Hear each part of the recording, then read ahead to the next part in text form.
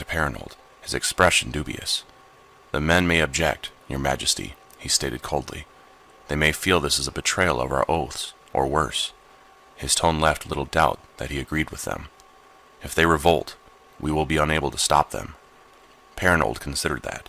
"Very well," he said after a moment. "Tell the soldiers that the Horde is planning to use only the 3 northernmost passes. If any ask how you acquired this information, hint that we had scouts and spies discover it at the cost of their own lives." He nodded, pleased with his own cleverness.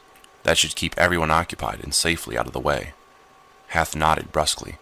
"I will station our men there at once, your majesty," he promised crisply. "That's fine." Perinold favored the general with the warmest smile he could manage, to show that all was forgiven. "Now you'd best get them moving. We don't want to risk the orcs arriving while our troops are still moving into position." The officers saluted and filed out of the map room, all except Hath. "Get them moving. What is it, General?" Perinold asked, not having to fake the weariness in his voice. "There's been a messenger, sire," the general answered, "from the Alliance. He arrived while you were resting." Hath gave a pointed glance at the cloak that lay tossed on a chair in the corner, his look saying clearly that he knew Perinold had been outside the castle, and why. "He's waiting outside, sire." "Show him in at once," Perinold replied, striding over to the chair and scooping up his cloak. "Did you speak with him?" "Only to ascertain who sent him," Hath assured him. "I knew you would want to hear his news first." The general was already at the map room door when he said this, and he beckoned to someone waiting outside. A young man in travel-stained leathers entered, looking down at the floor nervously. "Your Majesty," the young man said, glancing up briefly, and then away again. "I bring you greetings and a message from Lord Anduin Lothar, commander of the Alliance."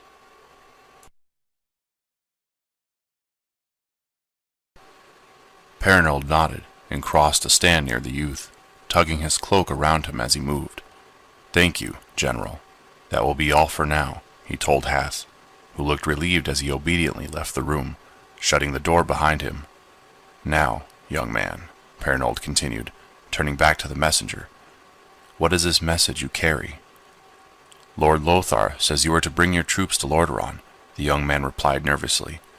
"The Horde is likely to attack the city there, and your forces must aid in its defense." "I see," Perinold nodded, rubbing at his chin with the fingers of one hand. He reached out and laid the other arm across the youth's shoulder. "And does he expect you to report back on our progress?" he asked. The messenger nodded. "I see," Perinold said again. "That is a shame." He turned toward the youth, his arm tightening to tug him closer, and stabbed with a dagger in his other hand. The blade passed up below the ribs and into the young man's heart, and he jerked, blood spilling from his mouth, before collapsing. Perinold caught him before he could hit the floor and eased him down. "It would have been far better if the message had been a written one," Perinold said softly to the corpse, wiping his dagger on the body before resheathing it. Then he dragged the body across the room and into the garter-robe in the corner, tipping it in and listening to the dull thuds as it bumped the walls on the way down. As an afterthought, he removed his cloak, now blood-spattered beyond any hope of cleaning, and tossed it in as well. A shame. He quite liked the embroidery. After waiting a minute, Perinold closed the curtain over the garter-robe and walked back across the room. If Hath was waiting outside, he would tell the general that the messenger had needed to leave so urgently he had allowed the use of his private exit. Otherwise, he would simply tell Hath next time they met that the young man had returned to the Alliance, and of course his message had been simply to hold fast against the Horde. Perinold smiled. He could all but guarantee that no orc would force its way past their defenses. The other mountain paths were another matter entirely. Braddock clutched to the reins, but not out of fear. He had forgotten all that the first time his dragon had taken wing, carrying him high into the sky. It was amazing, soaring among the clouds, and Braddock, who had always been a dutiful warrior, but never more than content, had suddenly discovered true happiness. He was meant for this, meant to sail the skies, his massive red dragon beating its wings, the wind rushing through the crest of his hair. He still remembered the thrill of seeing flames spew from his dragon's mouth, and watching the trees burst from the sudden heat that incinerated them as soon as it touched them. Glancing down, Braddock saw a stretch of silver amid the greens and browns of this rich world. That was the sea, he knew. the same one they had crossed after sacking the other kingdom not so long ago. Tapping his dragon with his heels, Braddock urged his mount lower, and the dragon responded, furling its wings and diving down into a steep, exhilarating rush. The sea swelled in Braddock's vision, stretching almost to the horizon, and now he could see the dark shapes strung out where the sea had met the shore. Those would be their ships, the ones that had carried the horde from the other continent to this one. Braddock hated ships. He wasn't overly fond of water either, but the air, that was a wonderful thing. Pulling his dragon out of the dive, Braddock coasted over the ships, seeing the poor orcs seated in the benches all down their lengths, pulling on the long oars that kept the boat moving. An ogre stood near the center of each ship, beating time on a massive drum, and the orcs pulled in time, their steady strokes sending the dark ship sliding back into the water. Braddock paused abruptly and wheeled his dragon around for a second look. Yes, he had been right the first time. The ships were leaving the shore and returning to the sea. But they were supposed to be sitting idly, in case the horde needed them again. Why were they moving now? Glancing around, Braddock spied a familiar figure on the lead boat. It was Gul'dan, the warlock. Braddock had feared him, as did most of the orcs, but not anymore. He was a dragon rider now. What could he possibly have to be afraid of? Angling his dragon around, Braddock swooped toward the lead ship. Gul'dan turned toward him as he approached. "Why are you taking the boats?" Braddock shouted, waving his free arm while his dragon kept pace with the ship. The warlock looked puzzled and held up both hands in confusion. Braddock coaxed his dragon closer. "You need to turn the boats around. The horde is in Lordaeron, not across the sea," he shouted again. Still, Gul'dan gestured that he could not hear him. This time, Braddock managed to bring his dragon almost to the top of the ship, so he was barely 10 feet from the warlock. "I said..." Suddenly, Gul'dan's hand shot forward, a green ray lancing from it to Braddock's chest. He felt a burst of intense pain and sensed his lungs tighten and his heart falter, then gasped as both stopped working altogether. The world turned dark with a rush, and Braddock toppled from his saddle, narrowly missing the ship and plummeting toward the waves. His last thought was that at least he'd had the chance to fly. Gul'dan sneered as he watched the dragon rider's body disappear beneath the water. He needed the fool to get close before his magic would work fast enough to prevent retaliation. He'd also worried what the dragon itself might do with its rider dead, and watched warily as the massive red beast reared up, tilting its head back to release a fierce cry, and then beat its wings hard and shot up into the sky. Gul'dan watched long enough to make sure the dragon was not circling around for an attack, and then turned back to watching the water flow past the ship's prow. He didn't see the second figure soaring high above. Torghast had been racing Braddock before his friend had spotted the ships and had seen everything. Now he wheeled his dragon around and headed back toward Kel'Thalas at top speed. Zuluhead would want to know what had happened, and Torghast suspected he would be flying off to inform the rest of the horde, and perhaps even Doomhammer himself as well. The passes were utterly deserted, as promised, and Doomhammer led his warriors through them at a fast run. He had thought the cloaked stranger would keep his word, and glad to see his guess had been correct, but still this route was dangerous. With such narrow stone passes, it would take only a handful of warriors to block their way, and once a few bodies piled up, each pass would be too choked to allow passage of any sort. So he hurried his troops along, knowing he would be happier once they had left this cold mountain region far behind. It took them 2 days to cross the snow-covered mountains and descend into foothills on the far side. In that time, the orcs did not see a single human. Some of the warriors even grumbled that they had missed the chance to kill anyone during their passage, but their chieftains assured them they would get their chance. On the second day, the front ranks of the horde poured down from the mountains. Doomhammer was leading them as always, and he stopped to admire the scene before him. Beyond the foothills stretched an enormous lake, its waters glistening silvery green in the early light. On the far side rose more mountains, marching north-south on a slight angle. The mountains the orcs had just crossed over were similar, except they angled east as they rose. These new peaks angled west, and together the two ranges formed a gargantuan V, with the lake filling the center. And on the lake's northern shore was a majestic walled city. Capital City. Doomhammer studied it at a moment, then raised his hammer high above him with both hands and bellowed a war cry. The warriors of the horde took up the cry, and soon the hills around them were echoing with their rage and joy and bloodlust. Doomhammer laughed. The city would know he and his people were here, but after that cry, they would be quaking in their boots, and the horde would be upon them before they could recover. To the city, Doomhammer shouted, raising his hammer again. We will crush it, and with it, the heart of the opposition. Onward, warriors! Let us bring the fight to them, while our war cry still echoes in their ears. And Doomhammer charged down out of the foothills and onto the plain, angling up and across as he focused upon the massive wall city that was his target. Chapter 16. Sire, sire, the orcs are coming. King Tyrannus looked up, startled, as Marev the guard commander burst into his throne room. What? He stood, ignoring the panicked cries from the nobles and commoners gathered there to seek an audience with him, and beckoned the commander forward. The orcs, here. Yes, sire, the man answered. Marev was a seasoned veteran, a warrior Tyrannus had known since his youth, and it was shocking to see him pale and shaking. They must have come across the mountains. They are pouring onto the far side of the lake, even as we speak.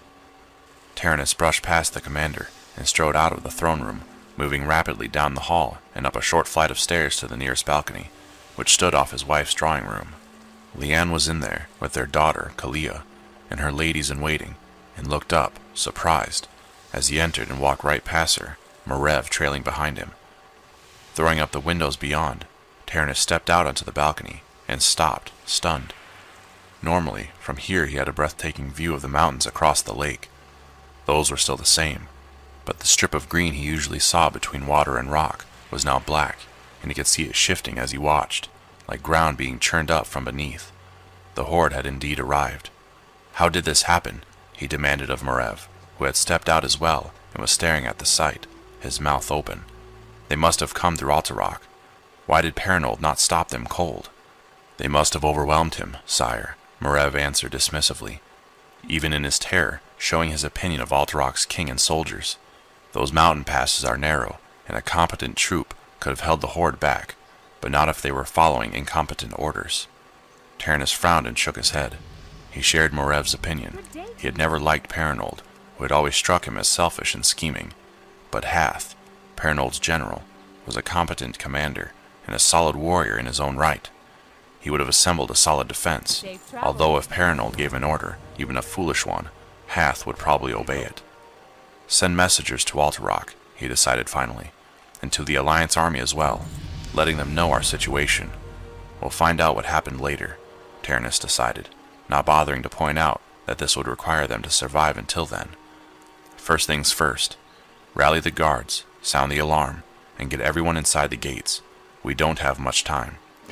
He glanced again across the lake, where the darkness was already creeping down the far bank and around the water. No, not much time at all. Pigeons were released to the other Alliance leaders, and to the last known location of the Alliance army, in the hinterlands. One of those pigeons flew straight to Stromgard, and its message was quickly untied and brought straight to Thoros Trollbane, Stromgard's gruff master. What? Trollbane shouted, when he had read the message.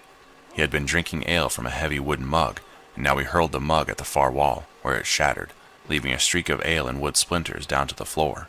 That fool! What did he do? Let them through! Trollbane despised Perinold. Not only were they neighbors and thus rivals over borderlands, but he personally disliked the man. He was too oily, too smooth by far, but even an arrogant, overdressed idiot like Perinold should have been able to block an invading army. Perhaps not stop them completely, if the horde was as numerous as Lothar had claimed, and as subsequent reports had confirmed. They could muscle their way through regardless, but at least slow them down significantly, inflict heavy damage, and warn Lordaeron early enough for them to prepare properly. With the orcs already on the plains by the lake, Tyrannus would not have the time to do much more than close his gates and brace for the first assault. Trollbane stood and began pacing, the message slip still clenched unnoticed in his fist. He wanted to go to his friend's aid, but wasn't sure that would be the best course of action. Tyrannus was a fine strategist, and his guards were among the finest in the land, his gates and walls strong and thick. They could hold out against the first wave, he was sure of that. The danger lay in letting the full horde roll down from the mountains and swarm Capital City with sheer numbers. Damn him! Trollbane beat his fist against the arm of his heavy chair as he passed it. Perinold should have held them. He should have at least warned us. Even he is not that incompetent. He paused mid-stride as another thought struck him. Perinold had never been enthusiastic about the alliance. He and Greymane had been the only two to resist. Trollbane remembered. He thought back to the meetings in Capital City with Lothar and Taranis and the others. Yes, Greymane had spurned the idea, but mainly because he boasted that Gilneas could crush anyone foolish enough to invade them. But Perinold had disliked the idea of combat. Trollbane had always thought his neighbor a coward at heart, and something of a bully. He was perfectly willing to fight when he knew he held the upper hand, but hated to engage in combat if it put him at any risk. And Perinold had been the one to suggest they try negotiating first. That fool, that traitorous little fool. Trollbane kicked his chair hard enough to send it skidding across the granite floor. He had done it, hadn't he? He had negotiated with the Horde. Trollbane knew he was right. Perinold cared nothing for others, only for his own hide. He would happily make a deal with the demons if it kept him and his own land safe, and that is exactly what he had done. It all made perfect sense now. The reason the Horde had made it through the mountains without anyone raising the alarm. The reason Perinold had not responded or warned anyone. He had let them pass, presumably for some promise of leniency or continued autonomy after the war. Infuriated beyond words, Trollbane snatched his axe from where it hung on the column beside his chair and hacked at the table in front of him, shattering it with a single blow. "I'll kill him," he bellowed. His warriors and nobles shrank back, alarmed, and their only reaction reminded Trollbane that he was not alone, and that personal vengeance would have to wait. The war came first. "Assemble the troops," he instructed his startled guards. "We are going to Alterock." "But, sire," his guard captain replied, "we've already sent half our troops out with the main Alliance army." Trollbane frowned. "Well, there's nothing for it. Grab everyone you can find." "Are we lending them aid, sire?" one of the nobles asked. "In a manner of speaking," Trollbane replied, hefting his axe again and grinning at the man. "In a manner of speaking." Anduin Lothar raised his visor and glanced around, wiping grit from the sweat from his eyes with the back of his hand as he idly drew his sword across the body of a fallen orc, cleaning the blade of the blood and gore that coated its length. "Is that the last of them, sir?" one of his soldiers asked. "I don't know, son," Lothar replied honestly, his eyes still roving the trees. "I hope so, but I wouldn't count on it." "How many of these things are there?" another soldier demanded, pulling his axe free of the orc at his feet. The small clearing was littered with bodies, not all of them orcish. It had been a nasty little skirmish, and the branches above were too close for the Wildhammers to bring their griffins to bear, so it had to be entirely up to Lothar and his men. They had won, but only because the small band of orcs had apparently wandered away from the rest of the orc forces. "Too many," Lothar replied absently. He grinned at his men then. "But fewer now, eh?" They smiled back, and Lothar felt a surge of pride. Some of these men were from Lordaeron, some from Stromgard, one or two from Gilneas and even Alterock, and a few had come with him from Stormwind, but over the past few weeks they had set their regional differences aside. They were now Alliance soldiers, and fought together as brothers, and he was proud of them. If the rest of the army meshed as well as this one group did, there was hope for them all, both in this war and in the peace he hoped would follow afterward. Then he caught a flicker of movement off to one side. "Be ready," he warned, dropping his visor back down and sinking into a wary crouch, his sword rising to a point toward the motion.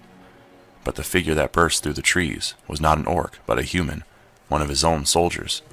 "Sir," the man gasped, clearly winded. He did not seem harmed, however, and his sword was still by his side. "Messages, sir." Then Lothar realized the man had a scrap of parchment in one hand and was holding it out to him. "Thank you," he said, taking the message. A soldier handed the messenger a waterskin, which he gratefully accepted, but Lothar was busy reading the words scribed onto a small scrap, and the warriors around him tensed as they saw his jaw tighten beneath his helm. "What is it, sir?" one of them asked finally, as Lothar glanced up, balling the parchment between finger and thumb and flicking it away like a troublesome insect. "Is there a problem?" Lothar nodded, still digesting the information he had just received. "The Horde has made its way to Lordaeron," he said softly, eliciting a gasp from several soldiers. "They are probably attacking the capital even now." "What can we do?" one of the men, One of those from Lordaeron, Lothar remembered, asked urgently. We need to set out right away. But Lothar shook his head. There's too much distance between us, he told the soldier sadly. We'd never reach it in time. He sighed. No, we need to finish our work here, to make sure the orcs they left in the hinterlands are dead or driven off. We cannot allow the horde to retain a foothold here, where they could then sweep back up or down anywhere else on the continent. His men nodded, though they did not look pleased about the prospect of wandering the woods, seeking strays while their friends and families faced the rest of the horde alone. Lothar could hardly blame them. Turalyon and the rest of the Alliance army are already on their way, he assured them, making several warriors look up hopefully. He will come to the city's aid. He gripped his sword tightly. And when we are done here, we will march to the capital city and mop up any orcs that have fled his attack. The men cheered at that, and Lothar smiled, though he still felt cold. He knew they liked the idea both of helping after all, and of the Alliance being so victorious. All that was left was the cleanup. He hoped it would be that easy. Enough distractions, he warned his men after allowing them a few seconds. Let's make sure there aren't any other orc bands near here, and then we'll head back to Airy Peak to regroup. The soldiers obediently nodded and raised their weapons, falling into rough ranks. Lothar took the lead, and together they set off into the trees again, the messenger walking in their midst. Here they come. King Tyrannus glanced down and grimaced. The orc horde had crossed the lake. Sharp-sighted archers assured him that they had built rough bridges, but from here it had looked as if they'd simply swarmed across the water like ants, and were now rapidly approaching the city's walls. He was still amazed by their sheer numbers, and from what he could see up here on the ramparts, they were massive brutes as well, easily as big as the largest of men and broader, with powerful muscles and large bestial heads. He did not see any siege weapons, at least, other than a thick log that was clearly intended for a battering ram, but the orcs carried what he thought were large hammers, axes, and thick swords, and he was sure they had ropes and grapples as well. Well, Capital City's walls were as sturdy as ever. No foe had ever breached its defenses, and Tyrannus was determined to maintain that record. They had not been able to prepare fully, of course. The people had been easy enough to gather, since most lived within the walls already. Livestock had been more problematic, and some animals had simply been abandoned to their fate, as had all but the smallest and most precious possessions. The guards had done their best to make sure everyone and everything was inside before closing and sealing the gates, but most people had fled with little more than the clothes on their backs and whatever tools and other possessions they'd had to hand. Their homes would be surely destroyed by the horde, and Tyrannus knew it would take some time to rebuild them afterward, assuming they drove the orcs back and were able to leave the city once more. He glanced along the ramparts, where his guards and soldiers stood ready. So few men to defend such large walls, but most of his soldiers had marched off with Lothar and the rest of the Alliance. Nor did Tyrannus regret that decision. The horde had needed to be stopped, and Lothar had needed every soldier that could be spared for his army. Of course, he had not expected the horde to strike at them here, and certainly not without the Alliance forces either blocking their path or marching after them to aid in the city's defense. But even if the capital city fell, if the Alliance won in the end, it would be a small price to pay. That did not mean he was about to surrender the city, however. Tyrannus glanced down again, and judged the orcs close enough now. He could see their tusks from here, and the tassels and bones and metals that hung around many of their necks and arms and heads, clearly trophies of previous battles. Well, they would find his fight more challenging than their previous encounter. No matter what happened, the horde would remember this fight. "Hot oil!" Tyrannus shouted, and down the line, Morev and the others nodded. They tipped the large cauldrons over the ramparts, letting the boiling oil pour down the sheets just beyond the walls. The leading orcs had almost reached the walls by then, and the oil spilled across them, drenching them utterly. Many screamed in pain as it burned away their flesh, and the entire front rank crumpled, writhing and twitching. A few staggered away, but most did not get up again. "Prepare more oil," Tyrannus ordered, and servants scurried to obey, using stout poles to lift the heavy cauldrons and carry them away. It would take time to refill the cauldrons, and then reheat them and bring them back up to the ramparts, but he doubted the horde was going anywhere. This would not be a quick skirmish or a fast conflict. It would most likely be a long siege, and he thanked the Holy Light that they had sufficient stores of food and water for several weeks. Oil they would run out of after another dousing or two. but it was merely the opening move in their defense. Taranis had other tricks to show these unruly orcs who dared attack his home. Thoros Trollbane stalked across the mountains as easily as if he were one of the region's sturdy rams, his heavy hob-nailed boots finding solid purchase on the rough gray granite. His men moved behind him, each one as well versed in mountaineering as in combat.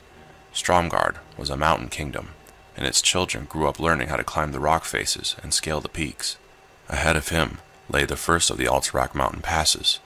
Trollbane could already see figures moving through the falling snow, large, heavy-set figures marching steadily but awkwardly. Clearly the orcs of the horde were not accustomed to the altitude or the peaks. The passes themselves were chiseled carefully out of the mountain range for just such people, allowing trade and communication with both Alterac and Stromgarde's lower neighbors. For themselves, Trollbane and his people did not need such conveniences. They preferred to scale the heights wherever they wished, rather than being trapped in a long chute like the one before them. The passes were far too easy to blockade and to ambush. Gesturing to his men, Trollbane crouched, his axe at the ready. Not yet. Not yet. Now. Leaping over the edge, he landed solidly in the pass between two orcs, taking them by surprise. His axe flashed, carving one's head from its body, and then catching the other in the throat on the backswing. Both fell, and the orcs on either side of them stumbled and snarled, raising their own weapons. But 4 of Trollbane's warriors dove into the pass just then, 2 on either side of him, and hacked apart the next orcs in line. Then more of his men jumped down and attacked the orcs beyond those already falling, and so on. In a matter of minutes, 24 orcs lay dead, and the pass was clogged with bodies. Trollbane and his men pushed the dead orcs, already stiffening from the cold, into a single stack that rose to the top of the pass. Then he stationed 10 of his men there to guard the makeshift blockade, and climbed back out, taking the rest of his warriors with him. Good, Trollbane told them as they worked their way to the north. That's one taken care of. The next pass was less than an hour's climb away. They found that pass also crowded with marching orcs, and attacked it in the same way. Trollbane could see that the orcs were fearsome warriors, large and strong and tough, but they had no experience with cold or mountains, and were not used to foes leaping down on them. The second pass was taken as easily as the first one, and so was the third. The fourth pass proved slightly more difficult, because it was the widest of them. 4 men could walk abreast here, or 3 orcs, and so Trollbane and his soldiers jumped down 4 at a time, but soon enough it was blocked off as well, and they rolled boulders down to make sure it stayed impassable. The 5th pass was clear, at least of orcs. Trollbane found warriors stationed there, but they were human, dressed in the orange of Alterac, and they were stationed above the pass as well as within it. Hold, one of the Alterac soldiers called out, spotting them and leveling a spear in their direction. State your name and business here. Several of his followers rushed to support him. Thoros Trollbane, King of Stromgarde. Trollbane replied curtly. He glared at the soldiers, though he knew they were only following orders. Where is Perinold? The king is in his castle, the same soldier replied haughtily. And you are trespassing on our lands. And the orcs? Trollbane asked. Are they trespassers or guests? The orcs shall not pass us, another soldier declared. We will defend this pass with our lives. Good, Trollbane said. Only, they're not at this pass. They're at the 4 south of here. That startled the soldiers. We were told to guard here, one of them said, looking confused. This was where they said the orcs would try to pass. Well, they didn't, Trollbane snapped. Fortunately, my men are blocking the other passes now, but many already made it through, to Lordaeron. One of the soldiers was older, clearly a veteran, and his face paled as that statement sank in. It was to him that Trollbane addressed his next question. Where is Hath? General Hath is at the next pass, with the bulk of our forces, the soldier replied. He considered for a second before offering. I can take you there. Trollbane knew the way, but he also knew it would be easier to get to speak with Hath if he arrived with an escort, so he nodded and gestured for his men to follow him and the Alterac soldier. It took another hour to reach the next pass. This one was the widest path through Alterac, easily broad enough for 2 full carts to pass one another without brushing the walls, and it made good sense to station most of the soldiers to guard it, if the orcs were going north instead of south. Trollbane spotted Hath speaking with several junior officers, but waited until the soldier who had brought them had hailed the stout general. General Hath, sir, the man called. Visitors from Stromgarde to see you, sir. Hath glanced up and frowned when he spotted Trollbane. Thank you, Sergeant, he said, moving to join them and return the veteran's parting salute. Your Majesty, he said gravely, nodding to Trollbane. General, Trollbane had always liked Hath. The man was a solid soldier and a good tactician, and a decent fellow. He had always disliked fighting him, and hoped that wouldn't be necessary this time. The orcs are pouring through your southern passes, he said bluntly. We blocked them for you. Hath paled. Our southern passes? You're sure? He waved away Trollbane's nod. Of course you are. But why? The king told me personally they would be passing to the north, not the south. That's why he set us to guard these passes instead. Trollbane glanced around them. None of the Alterac soldiers were close enough to hear him as he lowered his voice. You're a fine soldier, and a good commander, Hath, he said softly. But you've always been a terrible liar. You knew they were heading south, didn't you? The Alterac general sighed and nodded. Paranold made arrangements with the Horde somehow, he admitted. Free passage in exchange for protection. Trollbane nodded. That was what he had suspected. And you went along with this, he demanded. Hath stiffened. We were faced with annihilation, he replied sharply. They would have crushed us all and slaughtered our people, and there was no one to aid us. He shook his head. Paranold made the choice to protect Alterac first and foremost. What he did may not be decent, but it saved lives. And what of the lives of Lordaeron? Trollbane asked softly. They will die because you allow the Horde to pass unhindered. Hath glared at him. They are soldiers. They know the risk. The Horde would have killed our families, our children. It is not the same. Trollbane nodded, feeling some sympathy toward the older man. No, it is not, he agreed. And your loyalty to your people is commendable. But if the Horde conquers Lordaeron, they will control the entire continent. What makes you think you will be safe? Hath sighed. I do not know, he admitted. Their leader gave Paranold his word. But I do not know how far such a creature may be trusted. He shook his head. I had told Paranold we should abide by our oaths to the other nations. But he countermanded that. I have sworn fealty to him, and I must obey. Plus, I thought he might be right, that this might be our only chance for survival. He frowned. But survival of the race is more important than that of any one kingdom. And if we do not have our honor, we have nothing at all. He raised his chin, a stern expression settling over his features. Well, I will reclaim our honor, he declared. Then he turned and shouted at his men. Corporal, gather the men. March everyone to the southern passes at top speed. We are going to assist our Stromgarde friends in defending those passes and pushing back the Orc Horde. But sir, the officer started to object, but Hath shouted him down. Now, soldier, he bellowed, and the officer saluted quickly and leaped to obey. Then Hath turned back to Trollbane. He is in the castle, the general said shortly. He did not have to explain whom he meant. His personal guard would still be there, but there are only 20 of them. I can draw him out. But Trollbane shook his head. We do not have time to worry about him now. Besides, he pointed out, if I go there, it is an invasion, and if you go, it is treason. He frowned. We will let the Alliance settle matters with Paranold later. For now, all that matters is blocking the Horde.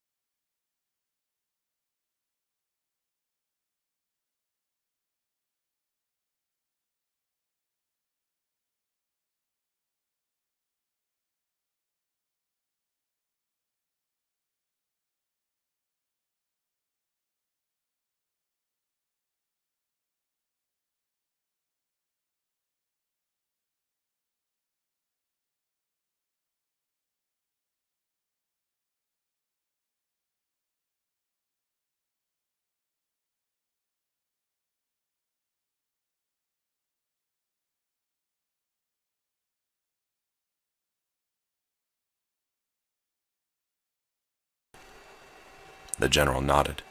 Thank you. Then he turned to join his officers in rallying the men. Damn it, we're too late. Turalyon reined in and stared out over the valley below. They had ridden hard, he and Khadgar and the other cavalry members, with the troops marching along behind them. It had seemed best to pass west through the foothills of Hearthglen and then emerge north of Capital City so they could swing back down and come at the city from the wide plain behind it, where its main gates lie. Now he wasn't sure the better positioning had been worth the added travel time. Turalyon had also hoped to gather additional troops from Thoros Trollbane, but Stromgard was simply too far out of the way. Turalyon had considered detouring, but the news that the horde had also cut through the mountains, and had done so before them, spurred him to keep moving instead. They had to reach Capital City in time. But now he looked down from the trailing edge of the mountain range, across the valley that fed into Lordaeron and the lake below it, and saw that he had failed.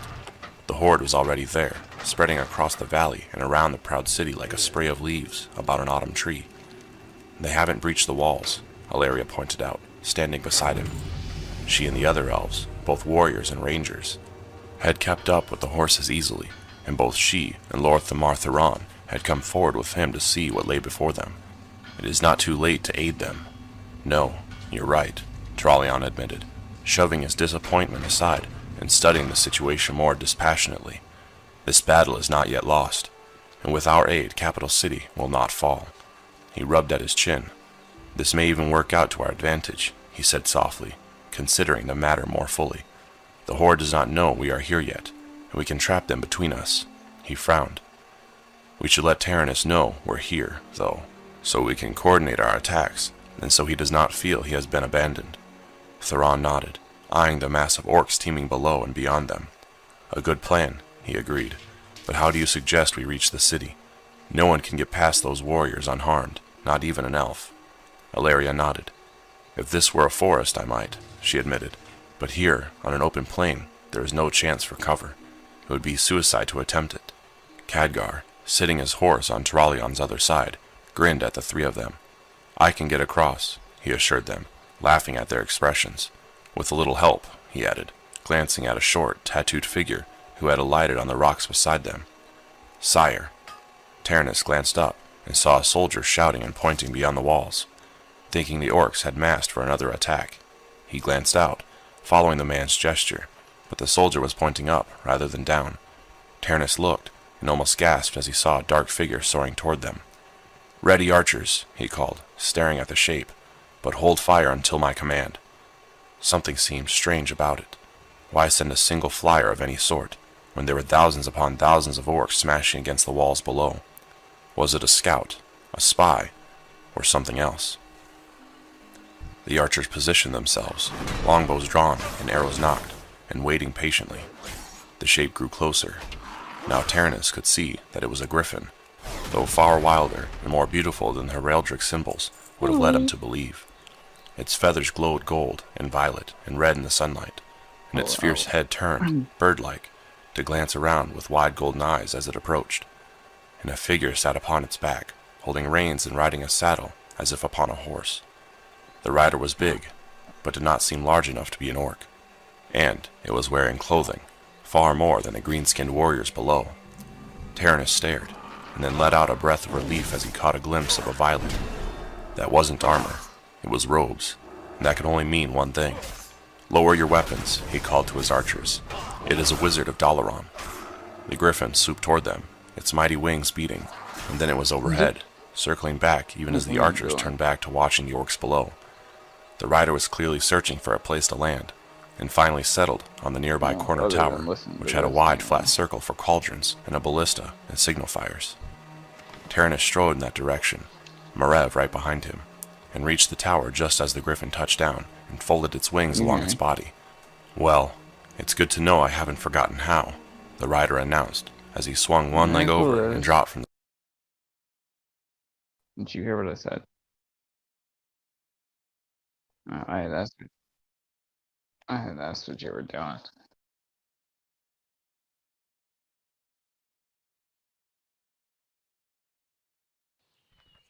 Gotcha. But yeah, I don't know if that helps you figure out where I'm at, but I just killed the bishop that I was telling you about.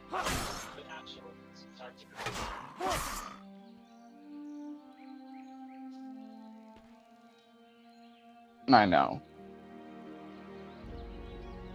Right. I have 2 left. There's one that's blocked off, one is going to get Sigurd back, and then there's a third one after this, which is looking like the option that I'm gonna have to take. Actually, I think I gotta go get Sigurd back first, because the only other one that's open is a much fucking higher level.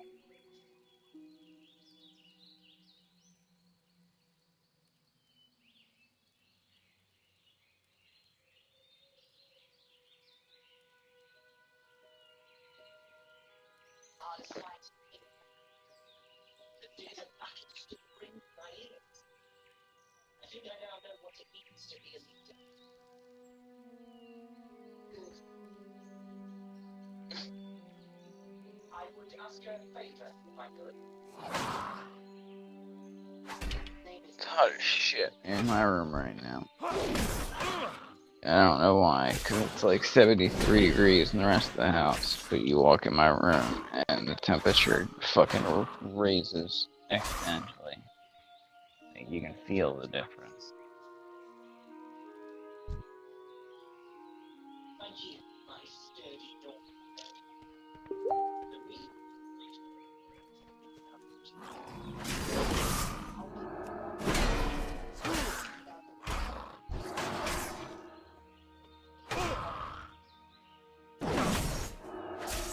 Right.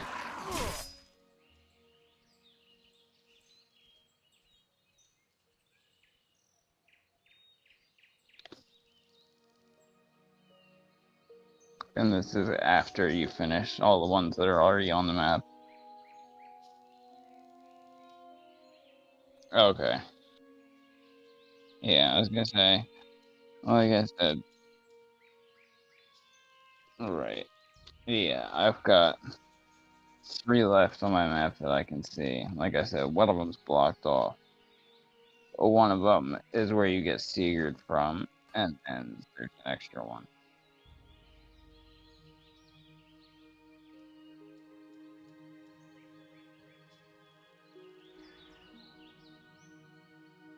No, I know. I know.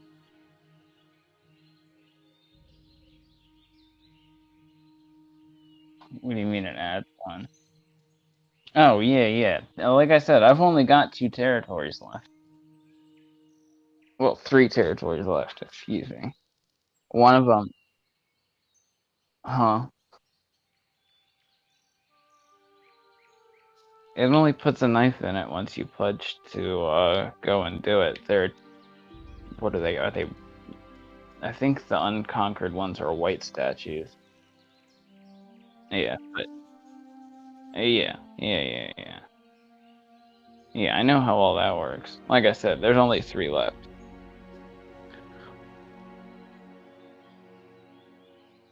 Well, it has it on there, but when I go to the pledge map, the name is grayed out. I can't select it.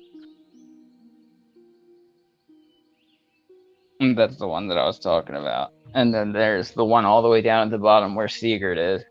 And then there's one next to the one that's blocked out.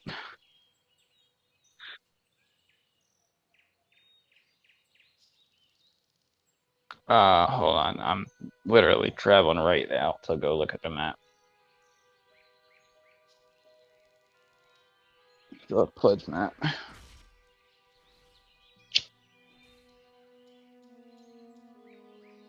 I know I'm close.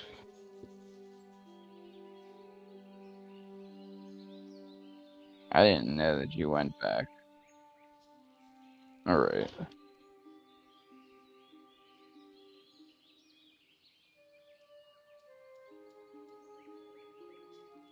Alright. See, I figured it was just more of like a tutorial area.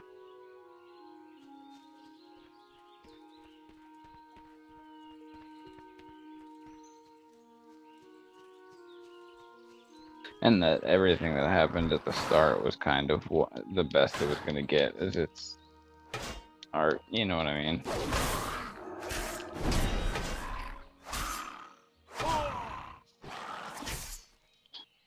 I hate how when you're in the loading screen, it actually follows how many arrows you have in your inventory. Like, you don't have an infinite number of arrows to shoot when you're in the loading screen.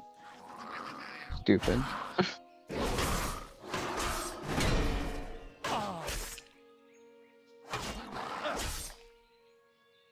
Hell yeah. Just endless people. That'd be fucking awesome.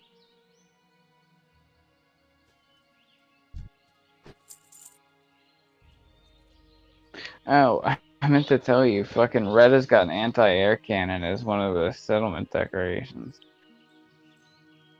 I want it.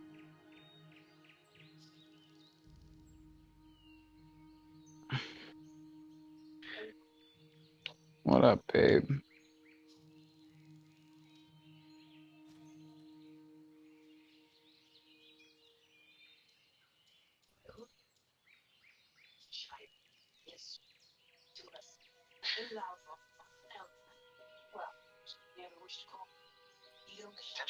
Did you choose the kid or the older guy when you had to vote between the three of them? Okay, I did too.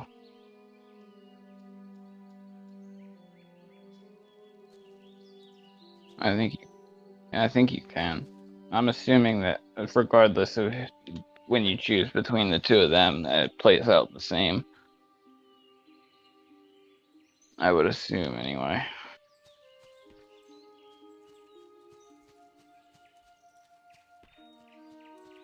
Yeah, for the warrior member.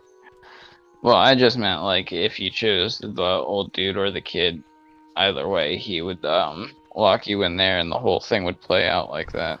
Wonder what happens if you pick him. It's the bishop.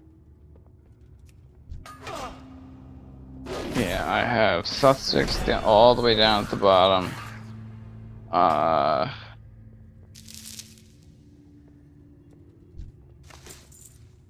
Oh wait, are there two? There are two over here that I don't have that don't have a statue.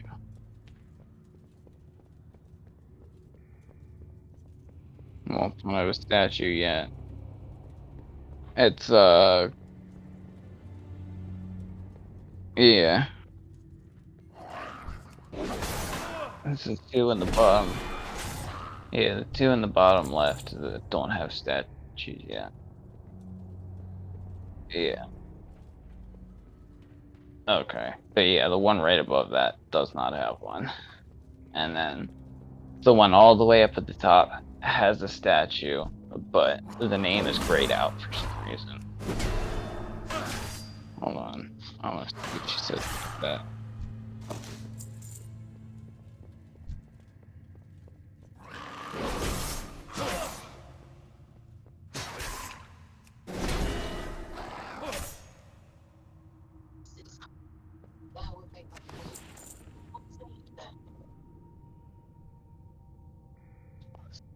I don't know. I don't know why that name is. Right.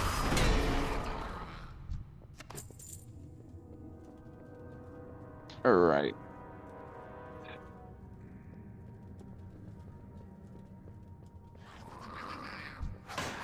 Right.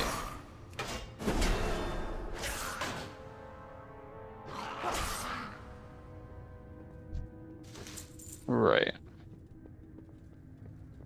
I don't know why that name was that one spot was grayed out because I could still select it, so I don't know what the fuck's up. I thought because it, like I said, it had a statue on it, but the name was grayed out. So it's like, what the fuck?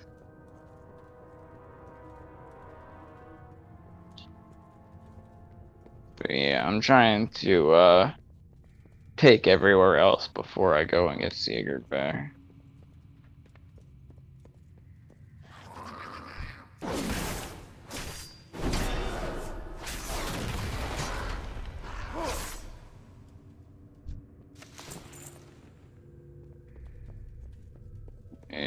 a point there.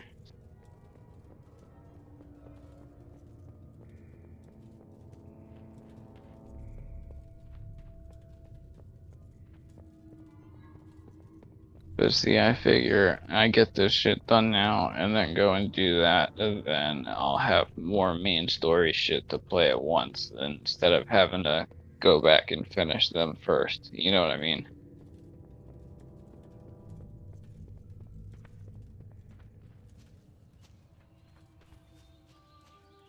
What do you mean?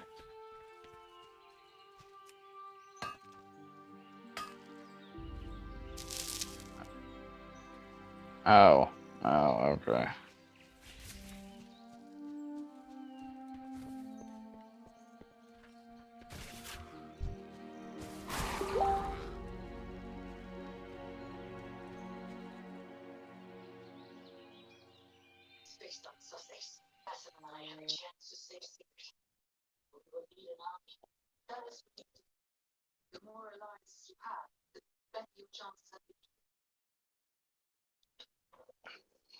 Guess we'll go get this motherfucker then.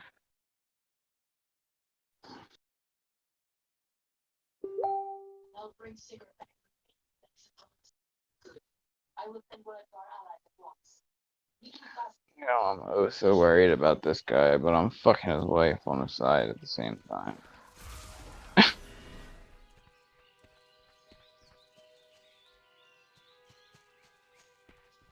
You hear me?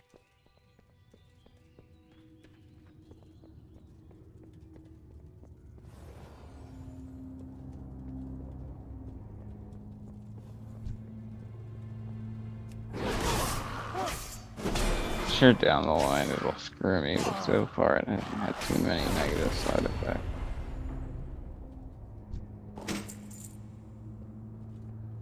Huh?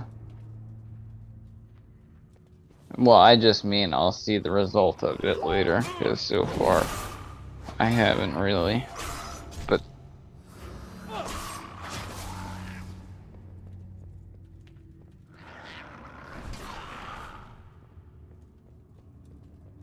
and for really, there's only 3 decisions to the game that decide the actual ending of it.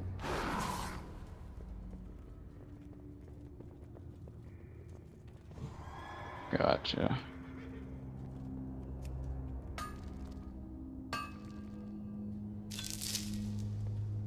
Yeah, Steve was over here when I did that. I looked at him, I was like, I know damn well that this is gonna fuck me some way, somehow, but I'm doing it.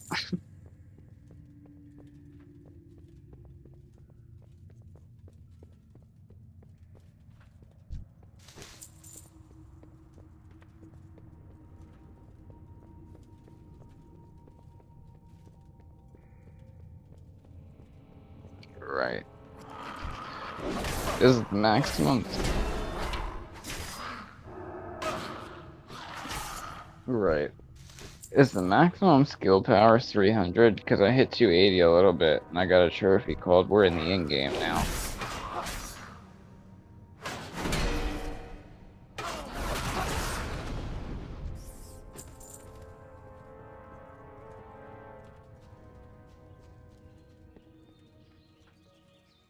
Right, but does the number itself stop at 300 was the question.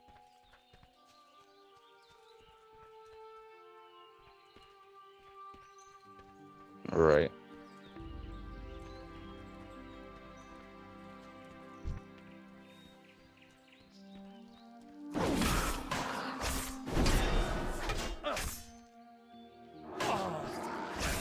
Alright.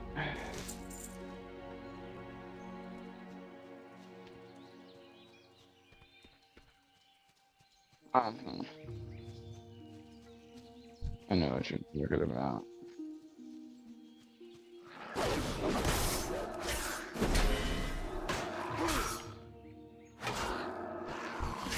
Damn.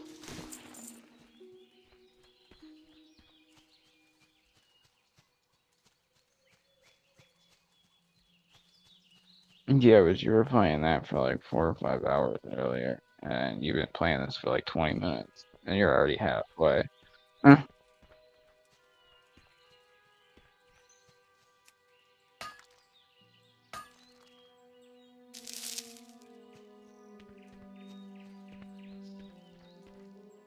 Jesus.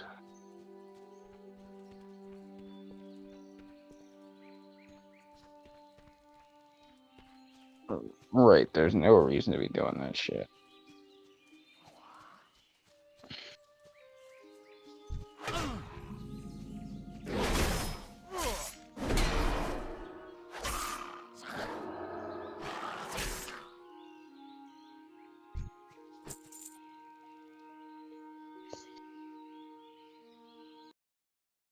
In the saddle. Thank you, Tyrannus heard him murmur to the griffin, which cawed in I reply. don't really mind Then listening the to wizard it. I turned, just have a little his bit short harder white beard time visible hearing you now, is all. and Tyrannus recognized him. Khadgar, he said, reaching out and clasping the mage's hand. What are you doing here, and on such a creature? I come bearing good I news, can only hear the every old other seeming word mage anyway. replied, grinning. He looked tired, but otherwise well. Tyrallion and his forces are just on the other side of the northern valley, he informed Tyrannus, gratefully accepting a wineskin Marev offered and taking a quick Yeah. swallow. We will attack the horde from behind and draw them away from you. Excellent. Tyrannus clapped his hands together, pleased for the first time in days. With the Alliance army here, we can attack them from two fronts and batter the orcs between us. That was Tyrallion's plan. It's weird that I can hear it though, because I can hear it as easily as I can hear you.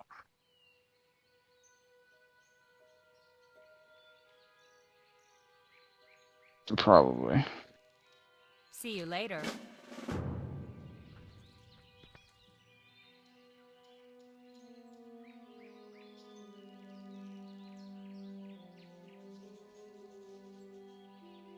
Uh-huh.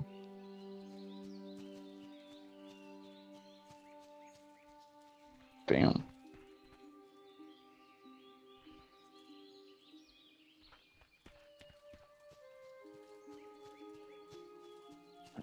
Right.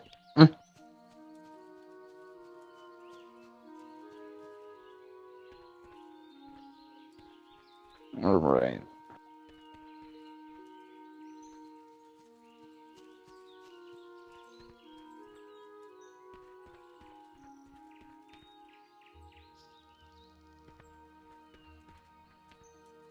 Right. So basically, they just lured them out all over Kingdom Come and then turned around and attacked the human city anyway. Mm.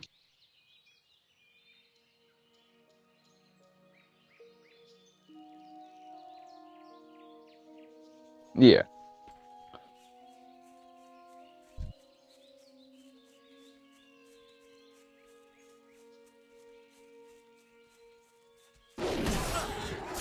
Uh-huh.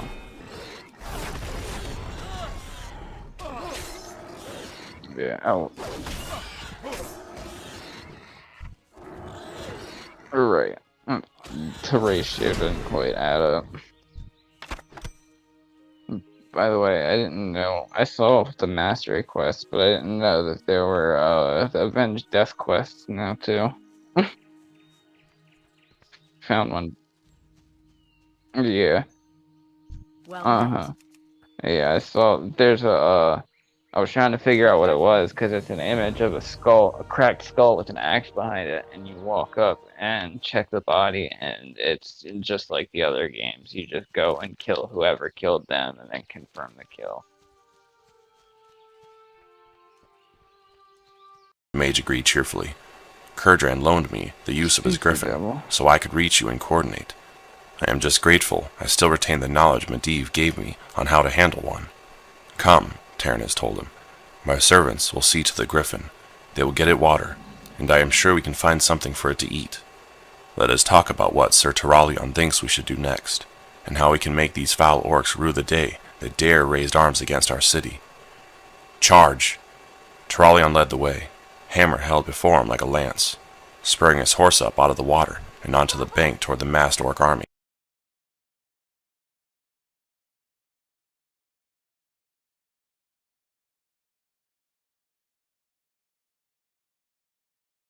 Uh, George.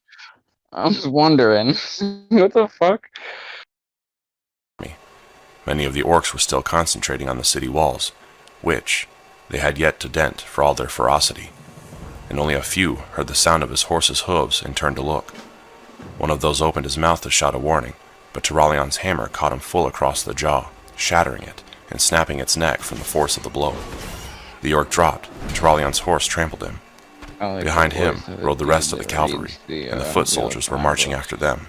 Having crossed I said I like the voice of the dude that reads the Wheel of Time book.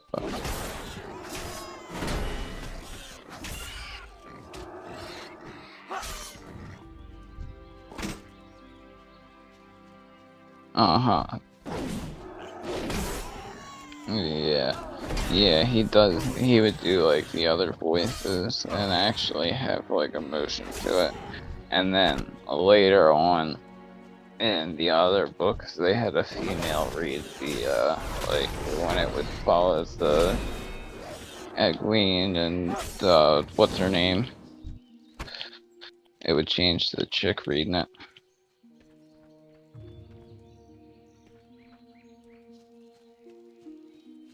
Fuck, it's hot in here. Uh-huh. Alright. But it was kind of funny, the voice that, in the first couple, the voice that dude would use whenever a chick would talk. Like, he would use a high-pitched, retarded-ass voice. It was funny as shit. across the plain north of the city. Now they advanced upon the horde, which turned to meet them. And that was when the city's ballista fired, raining arrows and rocks down upon the orcs' backs. Tyrallion led his mounted soldiers into the horde's front ranks and through them, circling around and back again. And then the city's defenders struck a second time. The orcs milled about now, unsure what to do. When they faced the city, the Alliance soldiers struck them from behind. When they turned towards the soldiers, the city guard attacked them. They had yet to breach the walls, and so they couldn't retreat into Capital City, but they couldn't get to the lake on the plains and the mountains without first going through the Alliance soldiers. No matter which way they turned, orcs died. Unfortunately, the horde has bodies to spare. A row of massive orc warriors marched forward, weapons at the ready, and Tyrallion was forced to pull his riders back. The elven archers released a volley of arrows that rained down upon the orcs, felling many, but new warriors took their places at once. The orcs began throwing themselves at the Alliance army, forcing them to backpedal or be crushed beneath the heavy orc bodies, and step by step, Tyrallion found himself and his men pushed back toward the water. Once they were out of reach, half the remaining horde soldiers turned their attention back to Capital City itself. They hurled themselves at the walls, quickly exhausting the city's supply of oil and rocks and gravel and other items to drop on the attackers. The ballista could not be aimed at anyone up against the walls, not without doing more damage to the city than the invaders could, and so the orcs were now safe to scale the walls and batter at the gates. Thus far the gates were holding, but they were taking a terrible beating, and the orc warriors were reaching the ramparts and pulling themselves up and over, grinning. Most were blocked and stabbed or bashed as they reached the top before they could climb over, but a few made it and began attacking the guards, throwing them into disarray and leaving gaps in the wall's defenders. The first wave to climb over all died, but more followed them, and now the bodies were piling up and providing the orcs with some cover as they scaled the walls, giving them room to plant their feet and ready their weapons before attacking the guards. "This isn't working," Khadgar shouted to Tyrallion as they backed their horses across a rough bridge the orcs must have built to traverse the lake. "We don't have enough fighters to overwhelm them like this. We need to try something else." "I'm open to suggestions," Tyrallion replied, battering a lunging orc with his hammer. "Can't you use your magic against them?" "Yes, but it won't do much good," Khadgar answered, stabbing his sword into an orc that came too close. "I can kill them, but only a few at a time. I could summon a storm, but it wouldn't help. It would leave me too drained to work more magic later." It's a cow. Tyrallion nodded. "Let's get the men back across the lake and hold this bridge," he told his friend, brandishing his hammer again, even as he used his shield to knock an orc into the water that flowed beneath them. "Then we can wait until they've lost interest in us and attack again while their back is turned." Khadgar nodded, too busy defending himself to speak. He hoped this new plan would work, because otherwise, the horde would simply burn the bridge and keep pounding the city's gates until they collapsed. And once the gates went, they were inside the city and would be impossible to remove. Khadgar had seen the orcs take a city once before, at Stormwind. He did not want to see it happen again. "The gates are starting to give way." Tyrannus shook his head, as if that would make the cry go away. He was too busy to see for himself, however.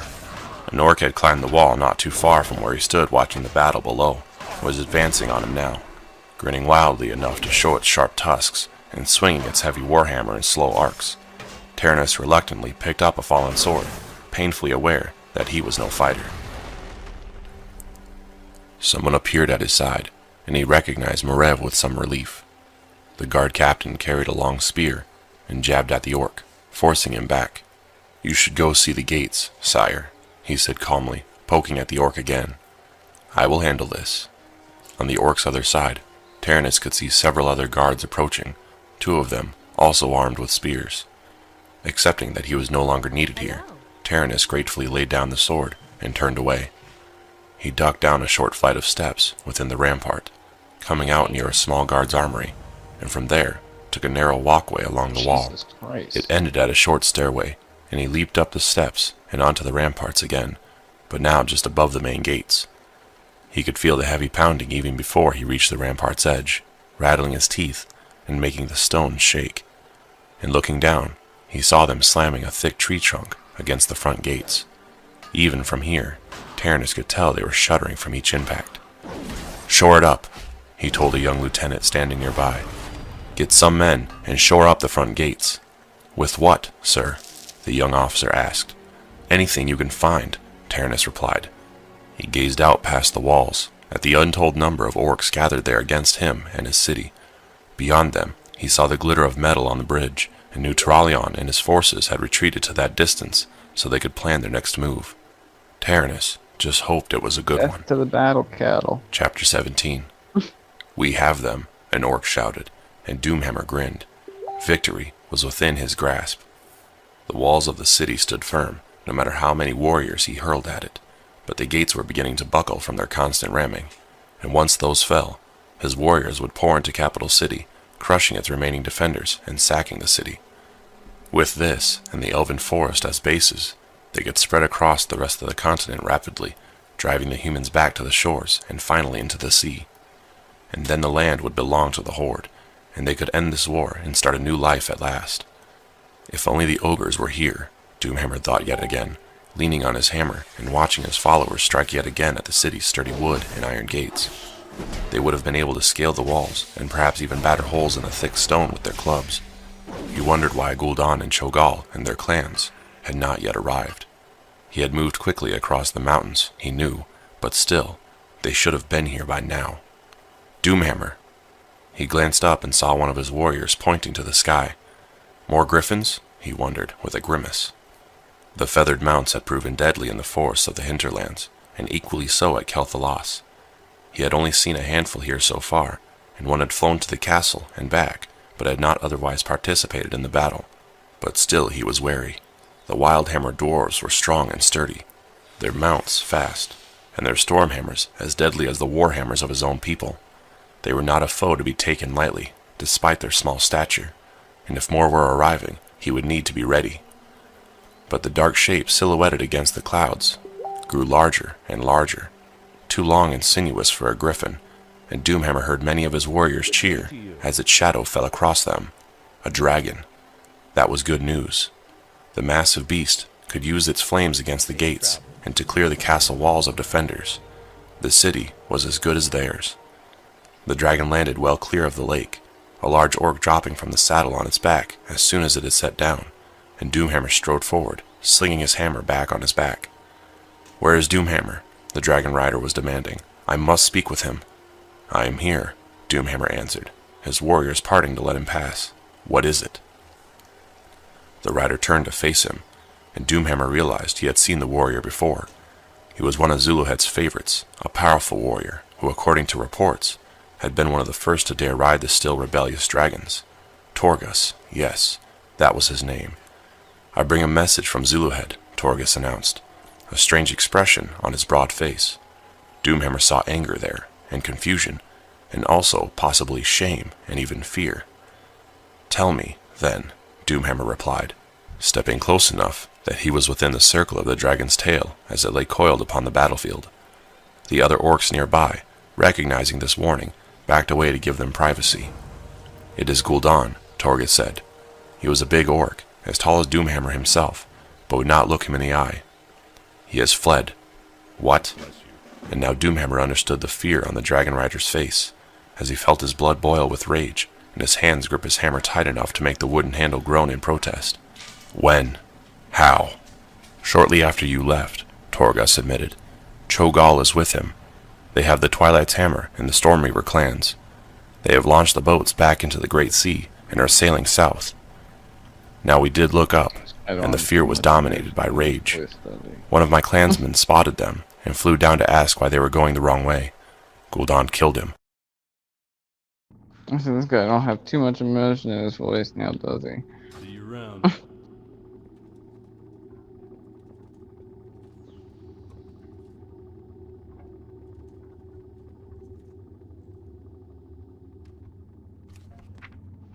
Mm-hmm.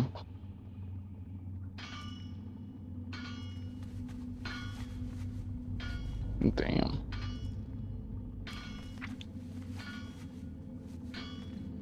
Mm-hmm.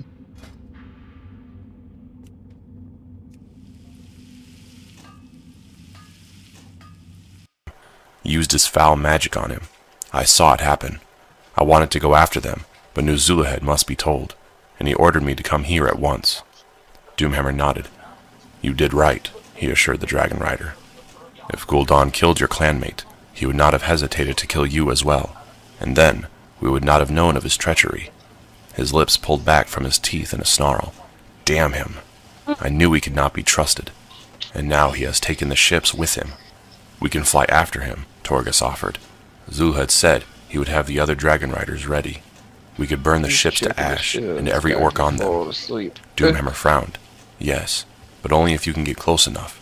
Gul'dan's magic is strong, and Cho'Gall is powerful as well.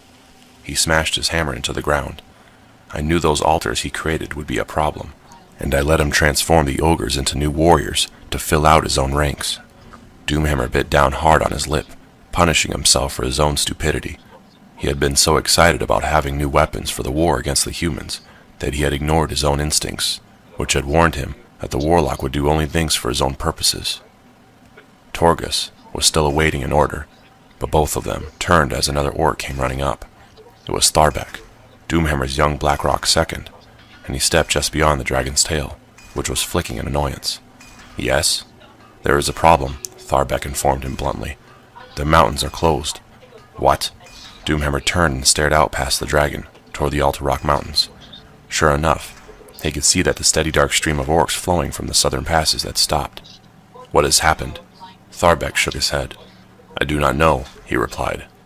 But we are no longer able to get through the passes. I have sent warriors back to scout the way, but they have not returned. His expression made it clear that they should have been back by now. Damn it! Doomhammer ground his teeth together. That human betrayed us. I knew one who would sell out his own race could not be trusted. Still, he had thought the cloaked man too frightened to turn against them. Either the Alliance had shown superior strength, or they had threatened him with something more immediate than the Horde domination, or they had discovered his treachery and removed him from whatever position he had held that had enabled him to control those passes. Yes, the last was the most likely. The man had seemed too eager to negotiate to back out now, especially since there would still be Horde warriors nearby. He had been caught and removed, and others now controlled that mountain region. That did not change the results, however. How many orcs are trapped up there? He demanded. Tharbek shrugged. Impossible to say, he pointed out, but at least half the clan, if not more. He glanced around. We still have many warriors here, he said, and once Gul'dan and the others arrive, we will have more. Doomhammer laughed bitterly, his mind still reeling. The others are not coming. Tharbek looked surprised. Gul'dan has betrayed us, Doomhammer told his second, barely able to force out the words.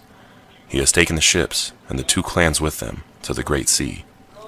But why? Tharbek asked, genuinely bewildered. If we lose this war, we will all be without a home, him included. Doomhammer shook his head. The war was never his first priority. His thoughts flickered back to his encounter with the warlock back in Stormwind, and what Gul'dan had said.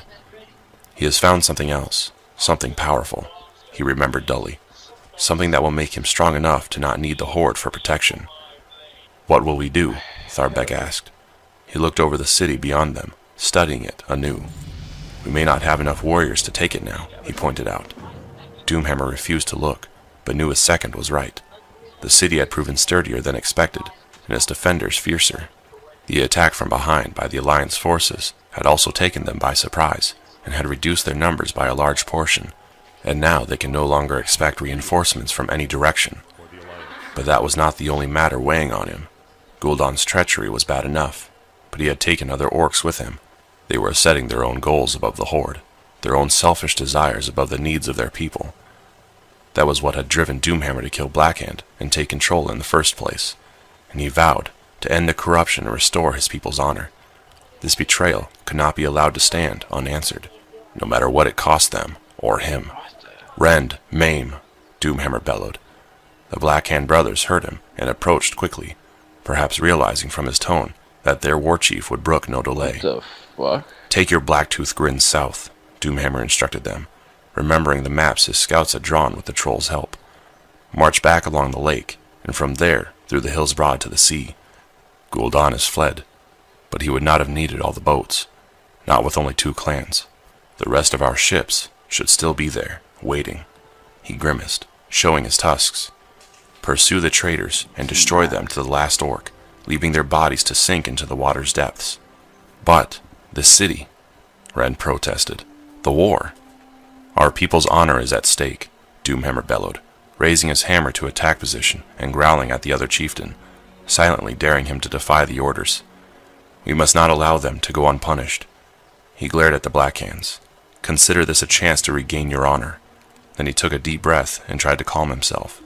I will lead my clan south more slowly, blocking the Alliance from following you and wreaking havoc across the land as we go.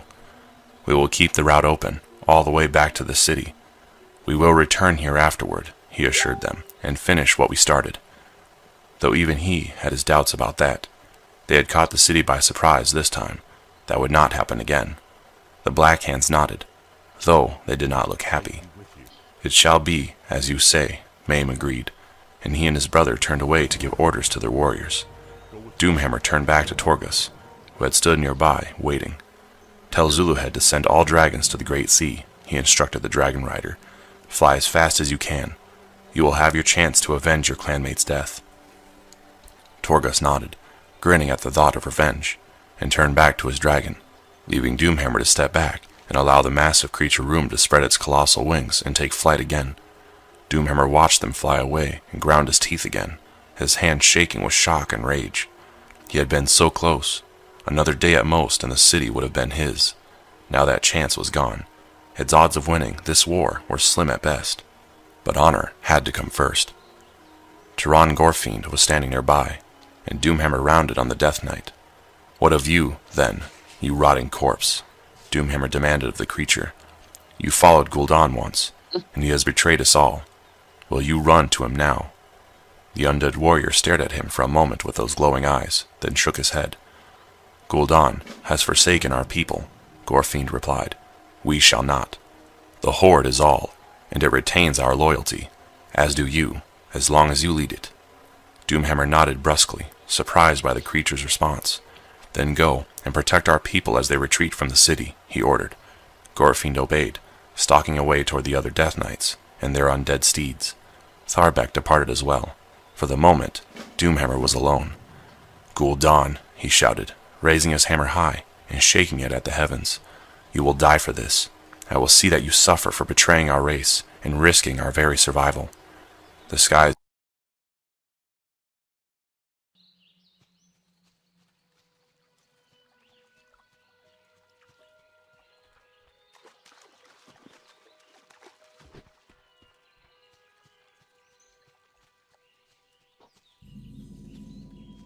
Jesus.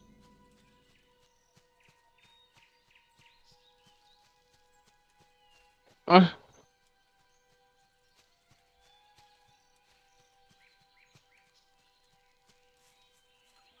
this motherfucker.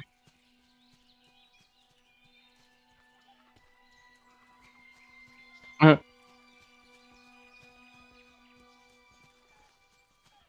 fuck. Man, it's relentless.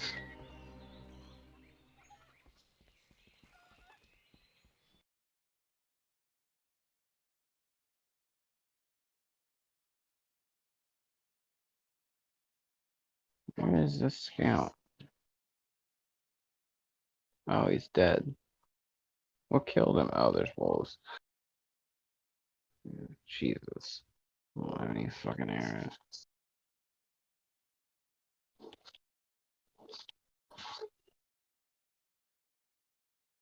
God, there's a lot of wolves. Where the fuck did they all come from? We're only like 2 here a second ago.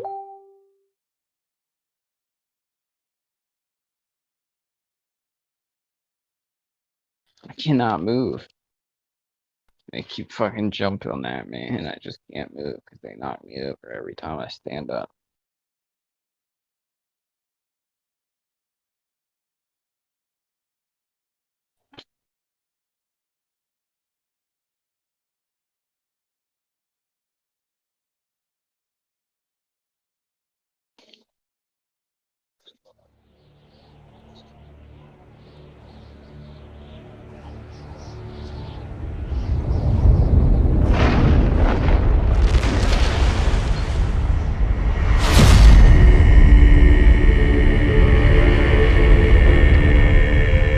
No one living has heard of the village of my birth.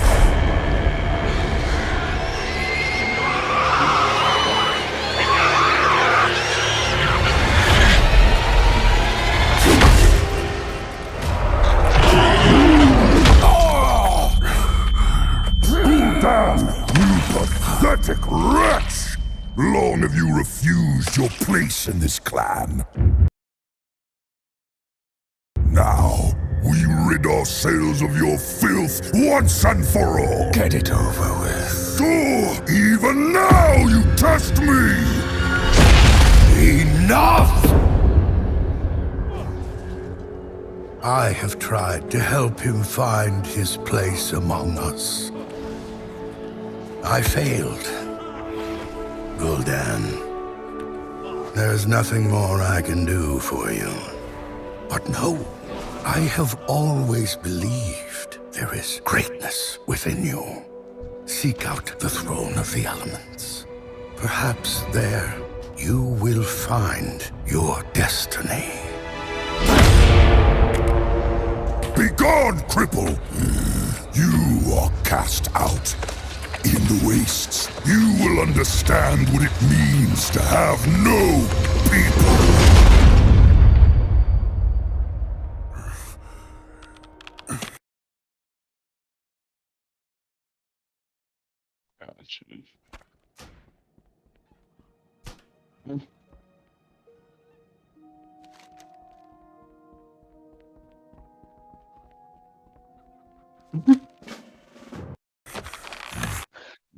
Now you know.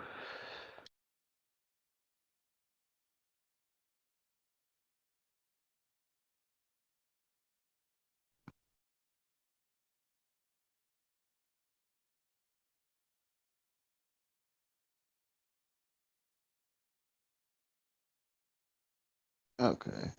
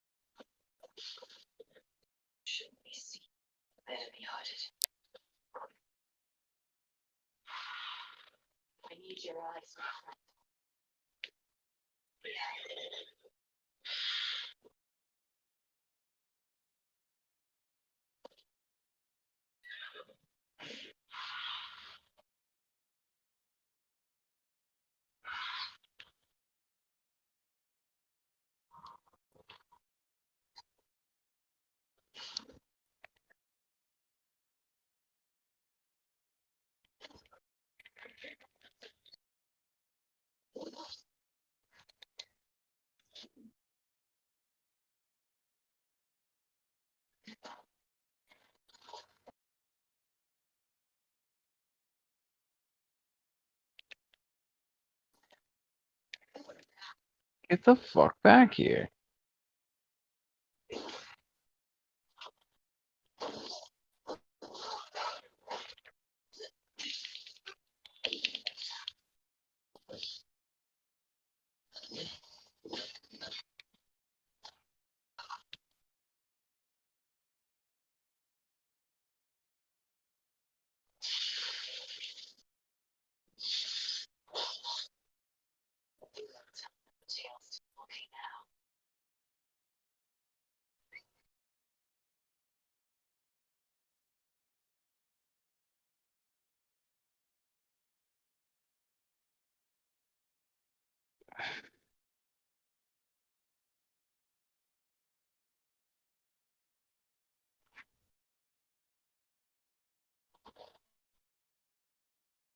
What the fuck?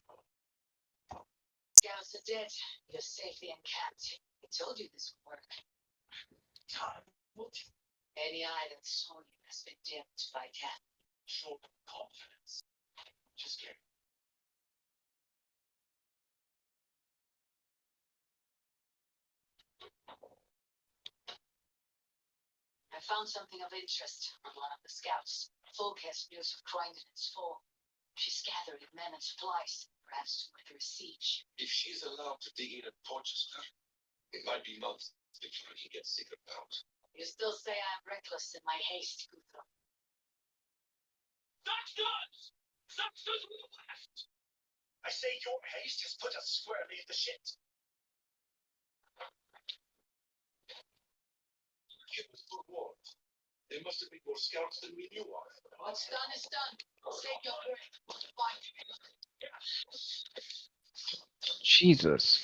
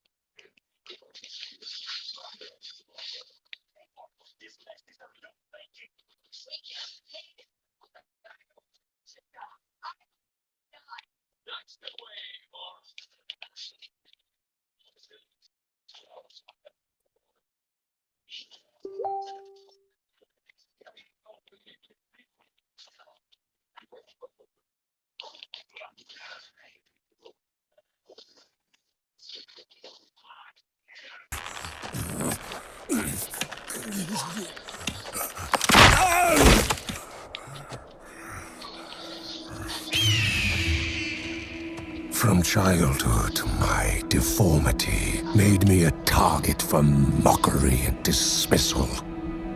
I knew I was meant for more than the clan would ever allow of me, and I hated them fuck? for it. But after months, This guy, I'm fucking in the middle of a battle, and one of my teammates is standing behind this guy I'm fighting and just fell over dead for no fucking reason. Like, I was kind of watching him behind me because he was just standing there twitching, and then he just fell over dead.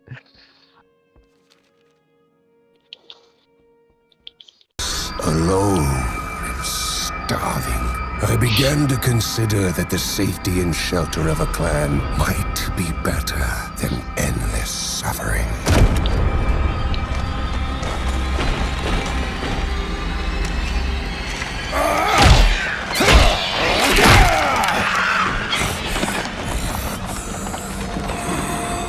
The bitterness that had sustained me all my life.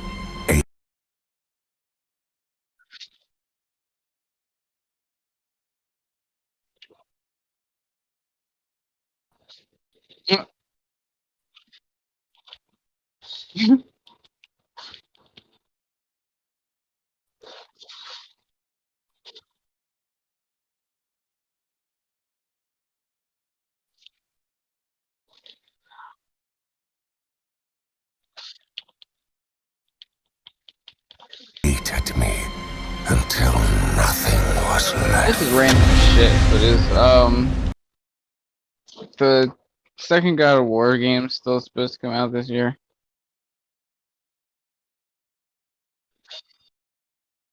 Huh. It's delayed. Of course it is. No. At least I get fucking Far Cry 6.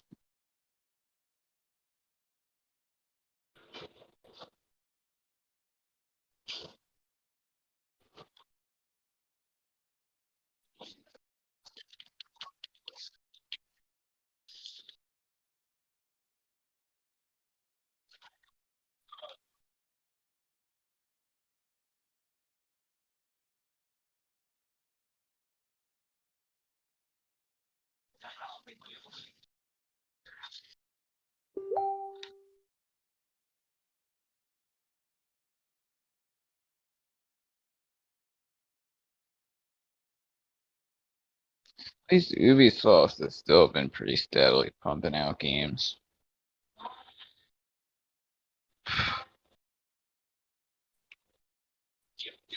Huh? Oh, there's not.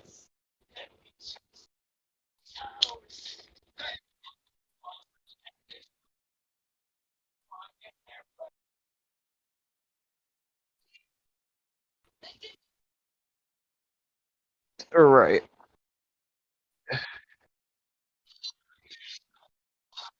Exactly. Right, because it's two different companies working on two different games.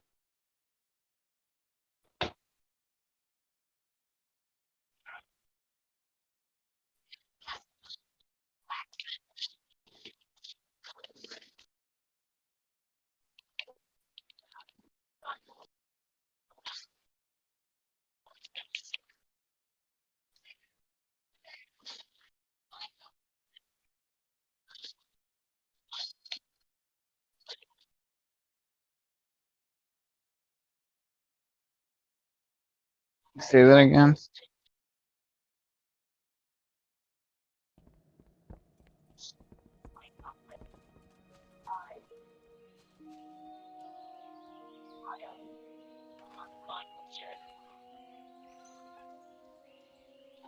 Right.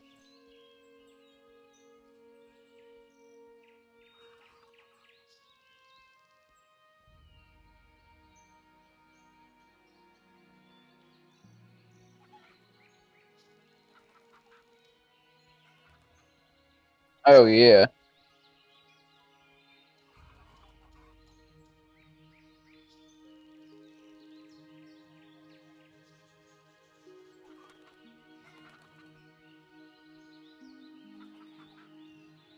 Uh-huh.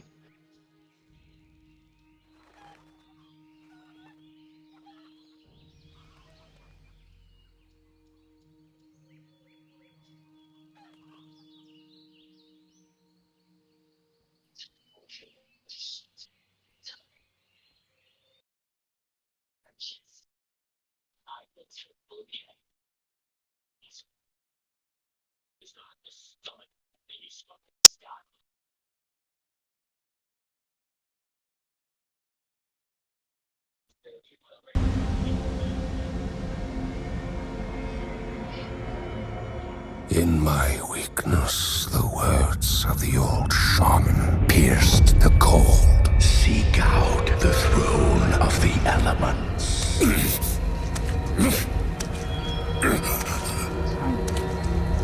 There, humbled and broken, I offered myself in the service of whatever would end my anguish. Oh shit.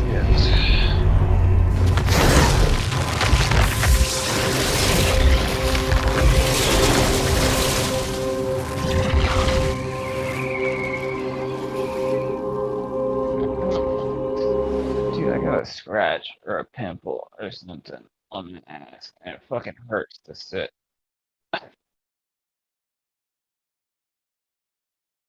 It's very unpleasant.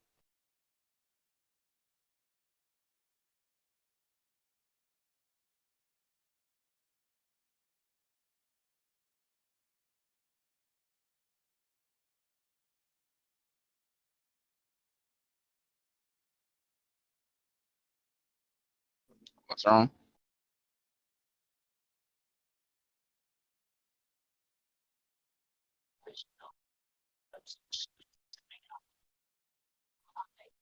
Oh,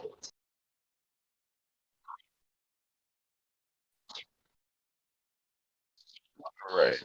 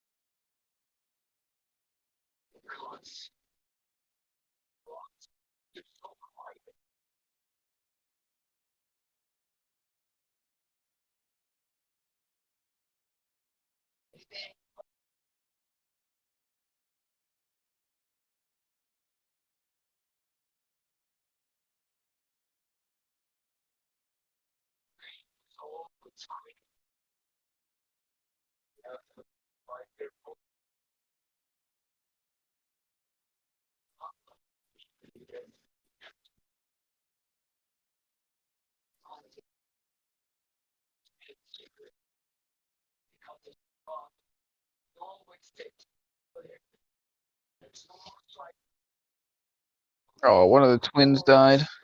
Good. Oh, it was the one I liked.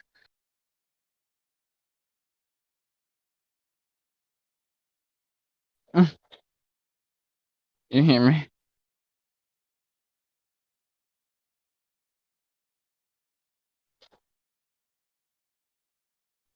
Can't stand the one that's still alive.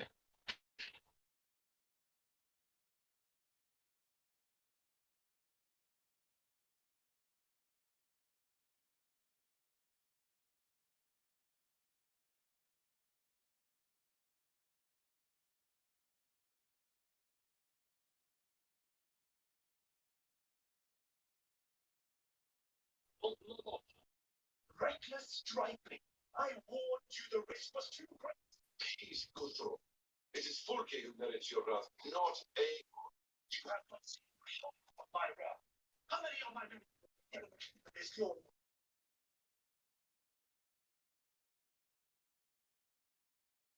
Many have died, my friend here among them. The fault is mine. No, that is shame enough.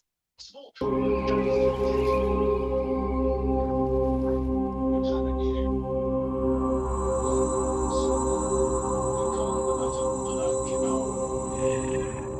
Too late.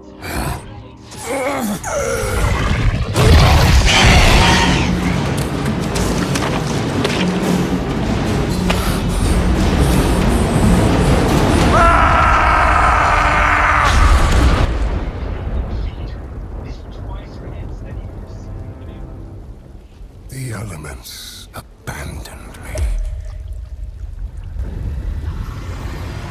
But in their absence, other voices whispered.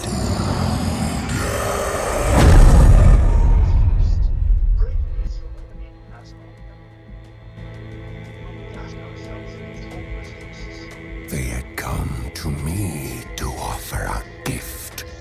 In return, I would become the harbinger of their fury. Gul'dan. How dare you return here? You may never rejoin your people. My people. I have no people!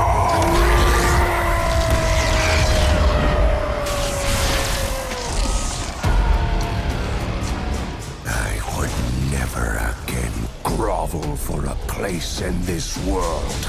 Instead, I would forge a world that would grovel before me.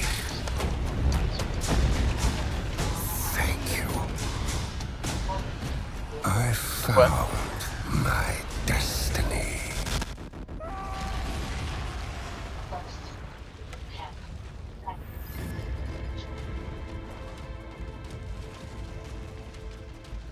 No one living has heard of the village of my birth. And no one ever will.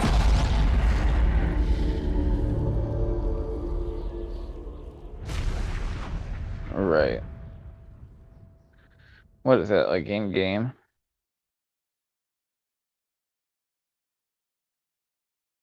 Oh, okay.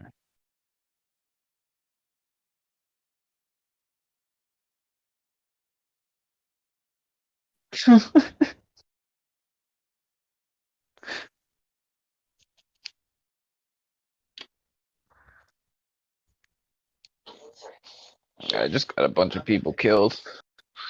I don't think I had a choice in the matter, but it happened. Right there ahead of me. Together we'll bring them down. Brings me no pleasure to fight my own people. Our death is a death. We will leave immediately. Besides, they're men of Wessex. Our friends. No brothers of yours. After that, we should strike a blast across the next. If she's a lot.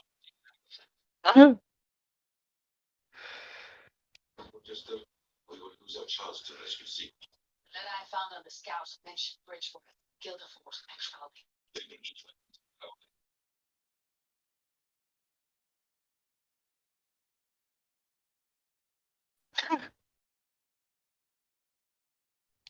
Guildford.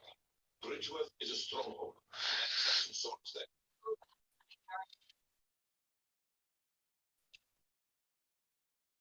Seems legit. Did you see the trailer for the Avatar game that's coming out?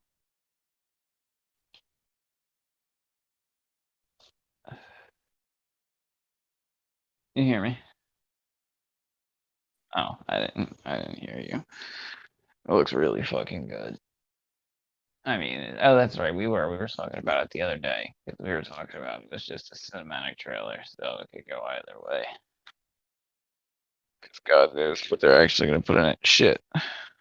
We made USAA Renters Insurance for the stuff you love. Because if it's Really? plugging up 5 floors, it's worth protecting. For I as thought long it as was just.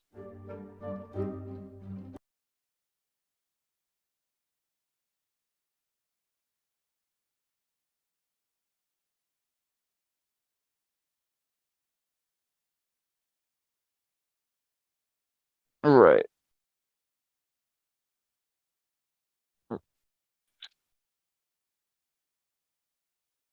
Uh-huh.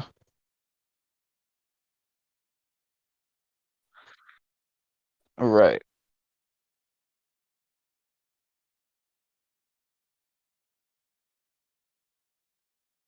I get what you're saying.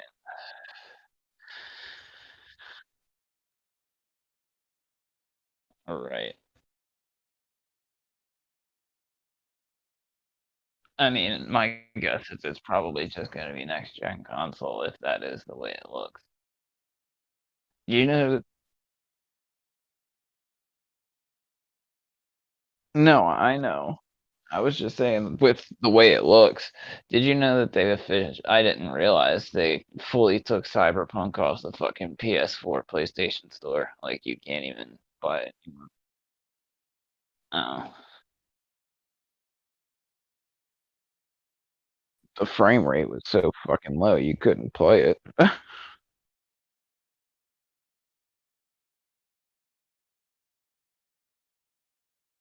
Right.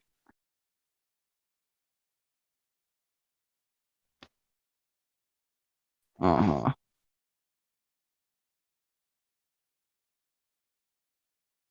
Yeah, I saw that.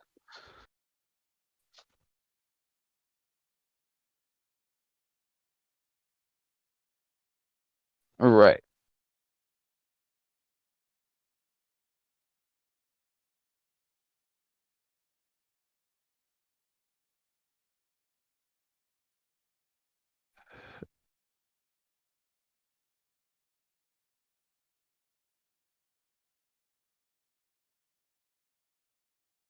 Really?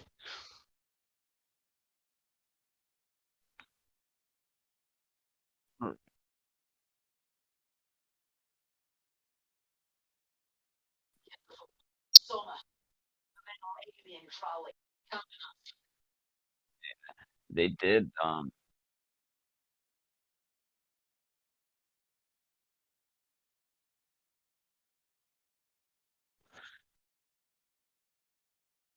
I was looking at a video the other day. Did a big update for the Xbox One and PS4 versions, and the PS4 version is actually up to fucking 30 frames a second now. And it wasn't before, like it was pretty much completely fucking unplayable because it wasn't ready.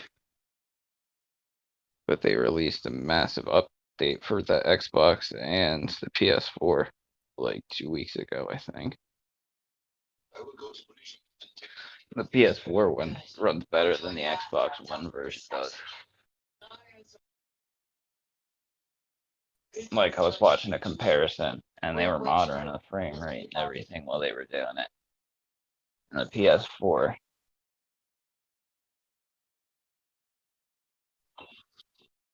Well, it was on the PS4. That was part of what made it fucking unplayable. Like I was watching videos of it.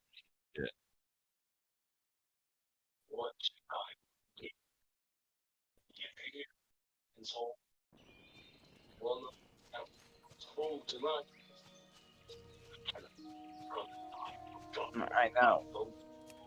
I must take him home. Bury him with what fire we I understand. They Freya watch your way, worker.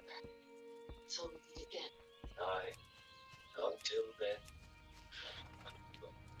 I will talk of your manager.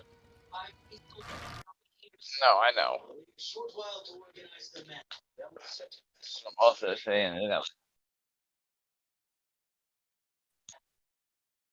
Right. Right.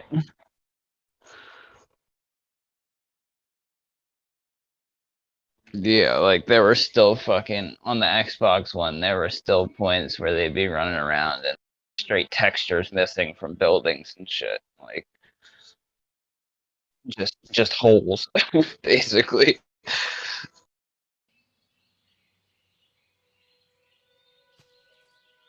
Uh-huh. Uh-huh. Just tells me with a swipe twice. Oh, Well, yeah. Uh-huh. Oh yeah.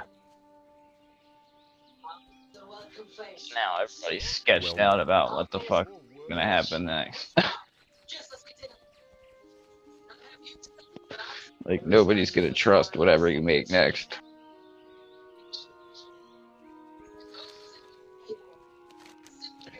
At least they're actually like working on fixing the fucking the older versions though, instead of just being like, fuck it, done.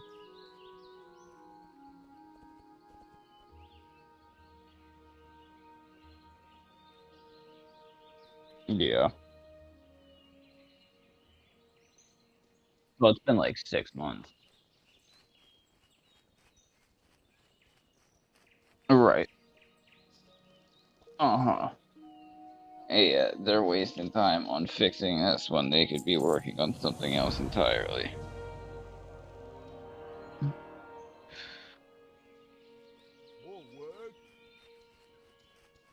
They just fucked up all the way around. Did not answer, but Doomhammer felt a little better for the proclamation. He lowered his hammer and turned back toward the war, already forcing himself to think about how best to lead his warriors down south, and how to get the rest of the horde toward the sea. Gul'dan leaned out over the prow and sniffed the sea air. He closed his eyes. You didn't play that, did you? I was gonna say it's about to come out for the Switch. You can already pre-order it. I mean, Steve just happened to be talking about it the other day, because I was talking about how I wanted to play that in Twilight Princess again, and we just happened to both be on the Switch looking for a game and noticed it. Like, oh shit, look at that. And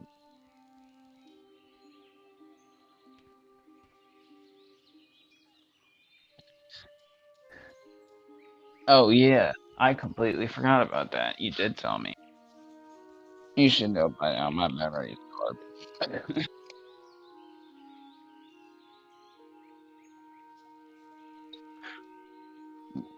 Yeah, Twilight. I'm hoping, and they're thinking that they're gonna re-release Twilight Princess and Wind Waker for the 30th anniversary.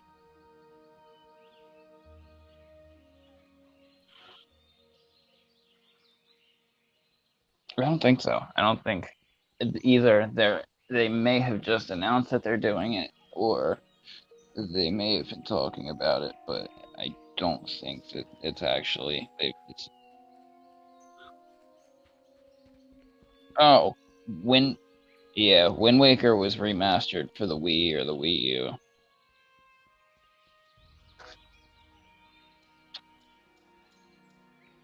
They probably will. Because it really. Right. Because it Go really. with honor, friend. It started on GameCube, and it really wasn't a bad looking game. I mean, it's just because of the type of graphics that they used. It was like it seemed like a really easy game.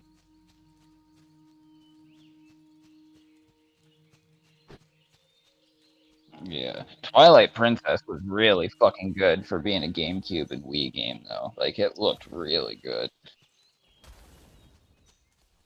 Yeah, I love Twilight Princess. I've played that one like 10 fucking times.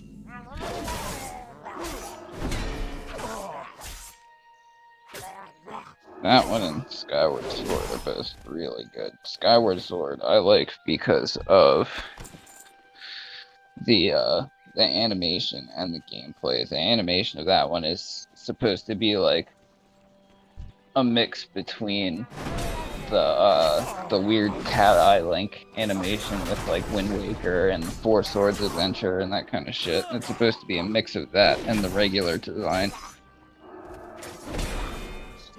And they did really good with it.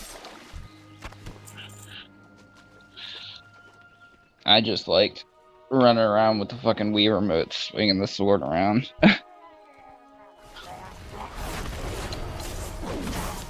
I thought it was fun.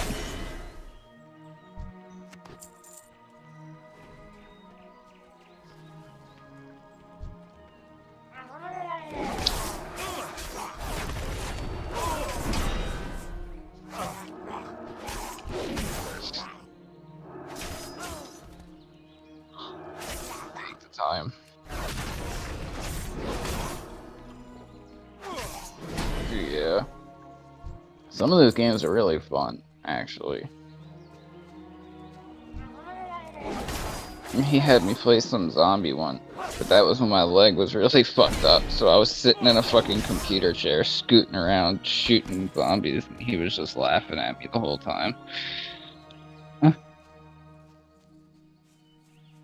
It's a lot harder to move around with that shit when you're in a fucking sitting in a chair.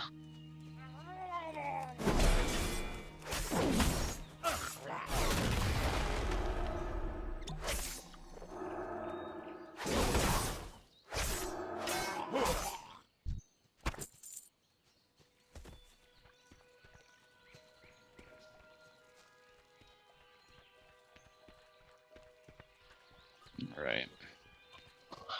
What are you off? Oh. Is that like between setups? Is that what that is?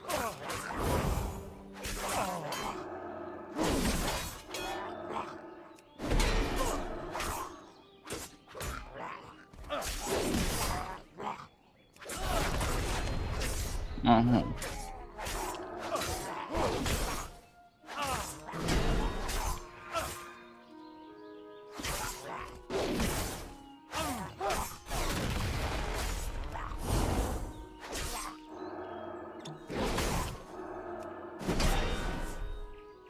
Jesus Christ.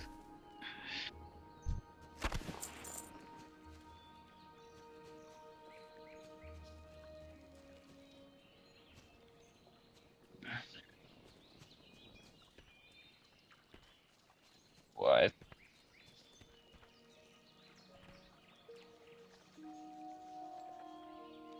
Jesus Christ.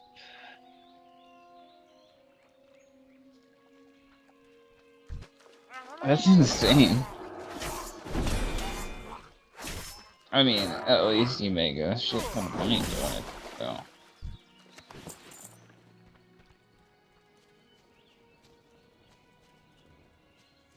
What do you do, like, when it's open? What is your job? I think I've asked you before, I don't remember. Huh?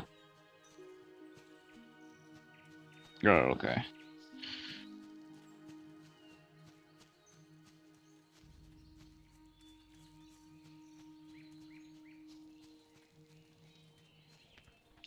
Yeah, I know.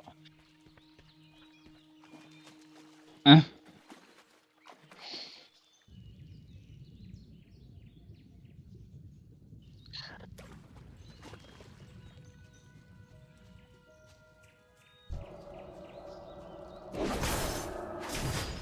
right. Like, I wouldn't care that he didn't get on very often if he wouldn't just fucking lie about it all the time.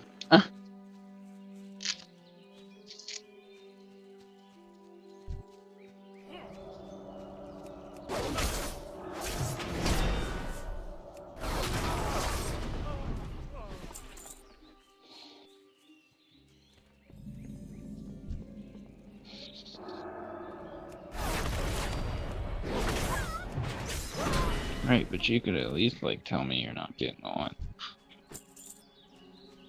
Instead of having me wait around for 4 hours. Right?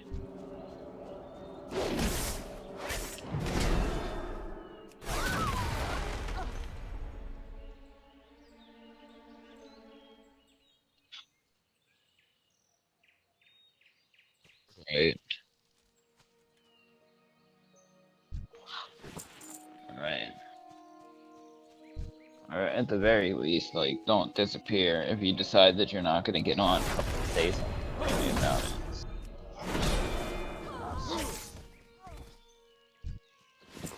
The fuck is talking?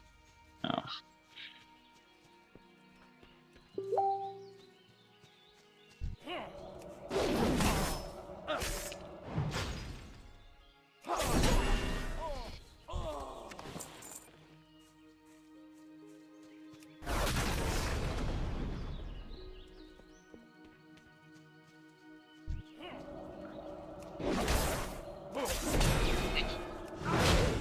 What game? Oh.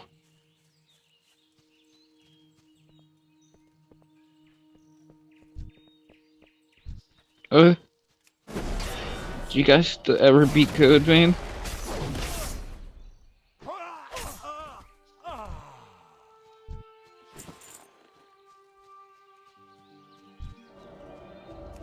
I don't know.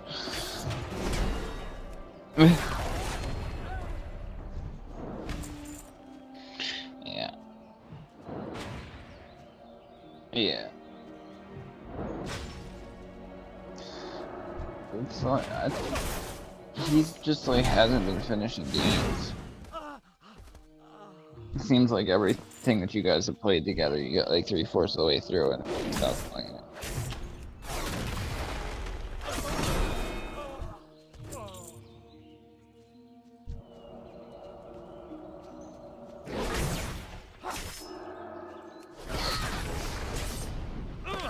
That doesn't surprise me. Easy.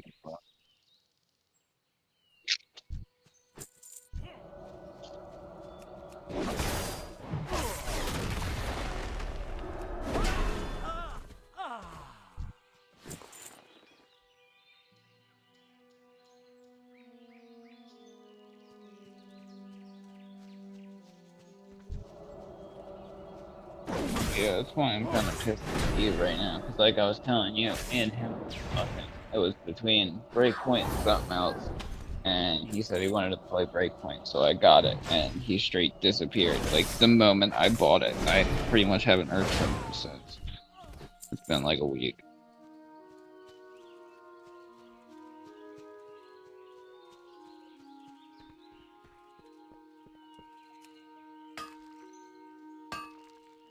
I was gonna get something called Green Hell. It's a survival game, actually. It's multi. What, Green Hell? Yeah, I almost bought that instead of Breakpoint because they were both on sale for the same price. How much is it?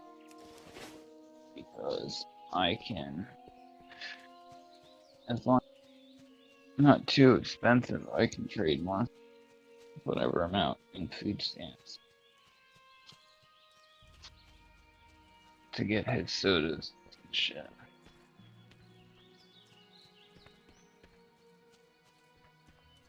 There's actually fucking food in this house now since I got. He don't ever go shopping. He does. He doesn't get much food. Like, he gets shit for us to eat, but there's not like anything to snack on or anything like that. Like, it's just straight up meals and shit. So I started taking over shopping when I got my food stamps.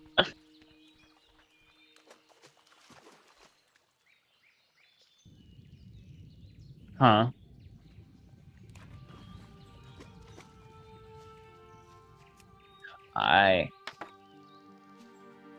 I'm guilty as fuck of not doing the dishes.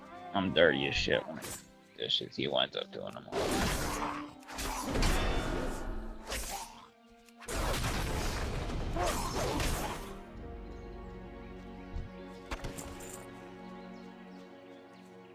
Right. I mean,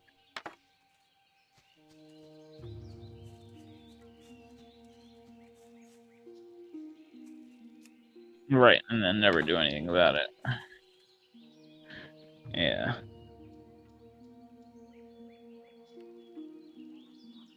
Yeah.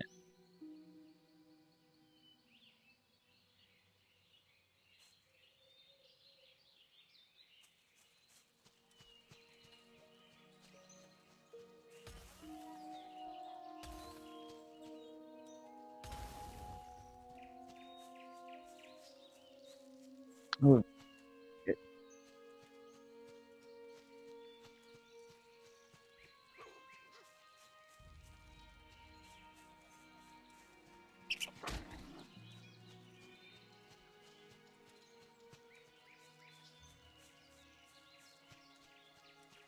What?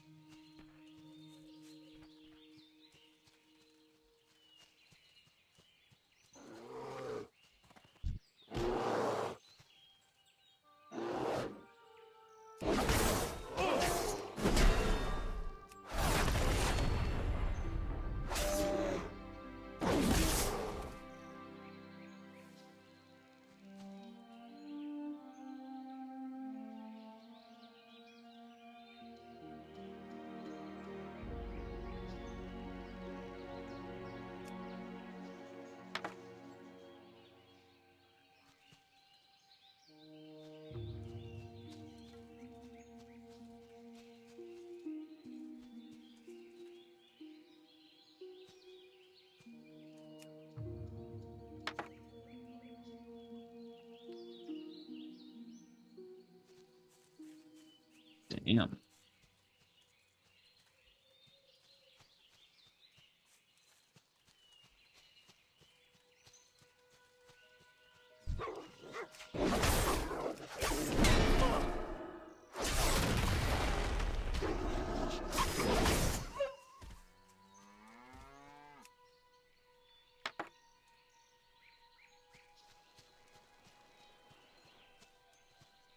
It's still $25, by the way, so I may be able to get that for us to play.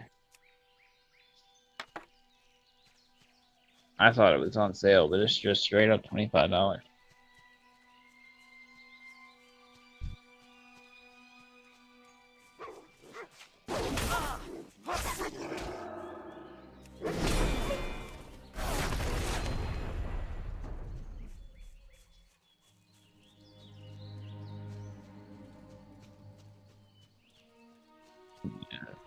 Didn't I tell you to look at it?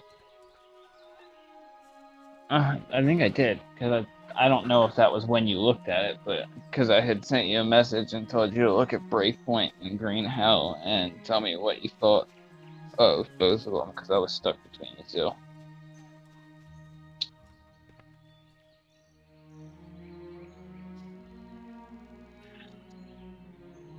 I think Martha's mowing the house right now. Talk to him about that when he gets back.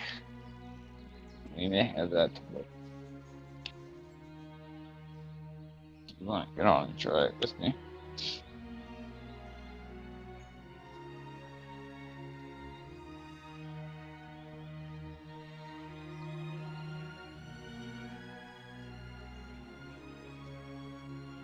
It'd be faster. Take the.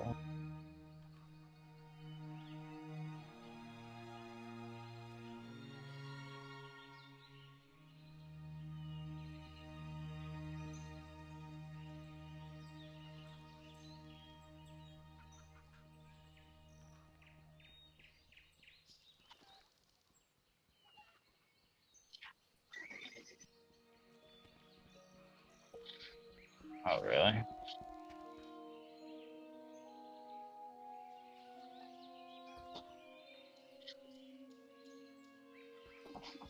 Oh, so basically, somebody on the PS4 could have your primary, and then he could still be on your account while you're also on your account, and it wouldn't affect anything. Look at that. So that means that he doesn't even need your primary, right?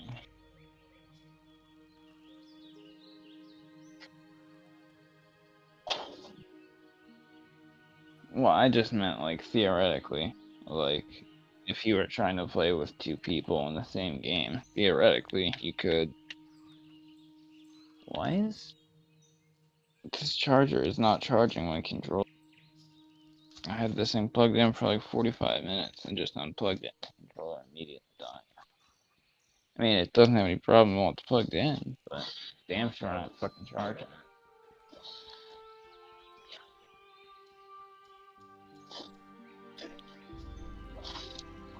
Whoa.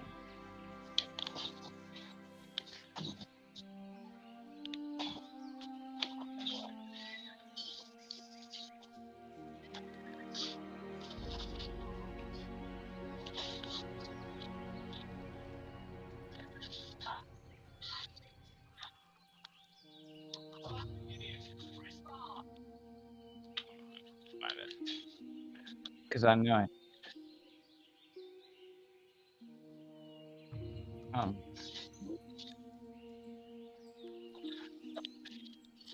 Yeah.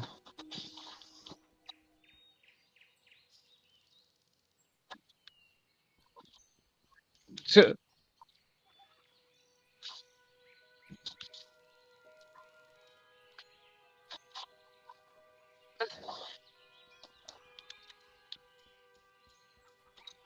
you should be able to straight up look up green hell and it'll come up combinations of words. Oh, really?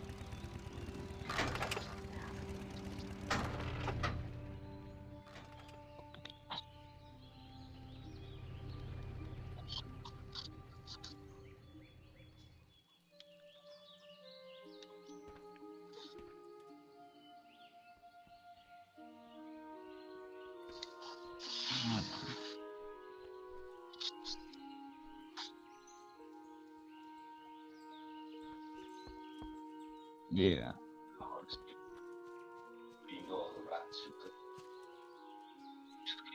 Light be with you.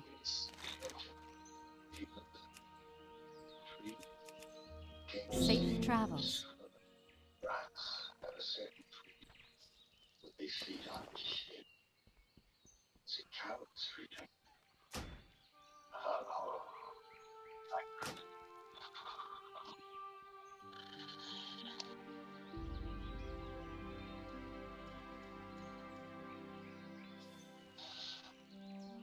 Eyes and allowed his mystical senses dominance, questing with his mind for the distinctive tang of magic. It hit him almost at once, so strong he could taste it like the metallic flavor of fresh blood, so powerful it made his skin tingle and his hair crackle. "Stop!" he shouted over his shoulder, and behind him the clansmen stopped rowing. The boat halted immediately, sitting stock still on the water, and Gul'dan smiled. "We are here," he announced. But there's nothing here," one of the orcs, a member of his own Stormreaver clan named Drakthul, declared. Gul'dan turned, opening his eyes at last, and glared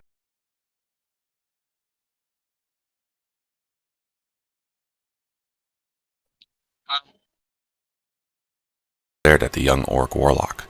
"No?" he grinned. Need something? "Then we will weight you down with chains and send you down to the sea bottom to explore it for us. Or would you prefer to sit here and trust that I know what I am doing?" Drak Thul backed away, stammering an apology, but Gul'dan was already ignoring him.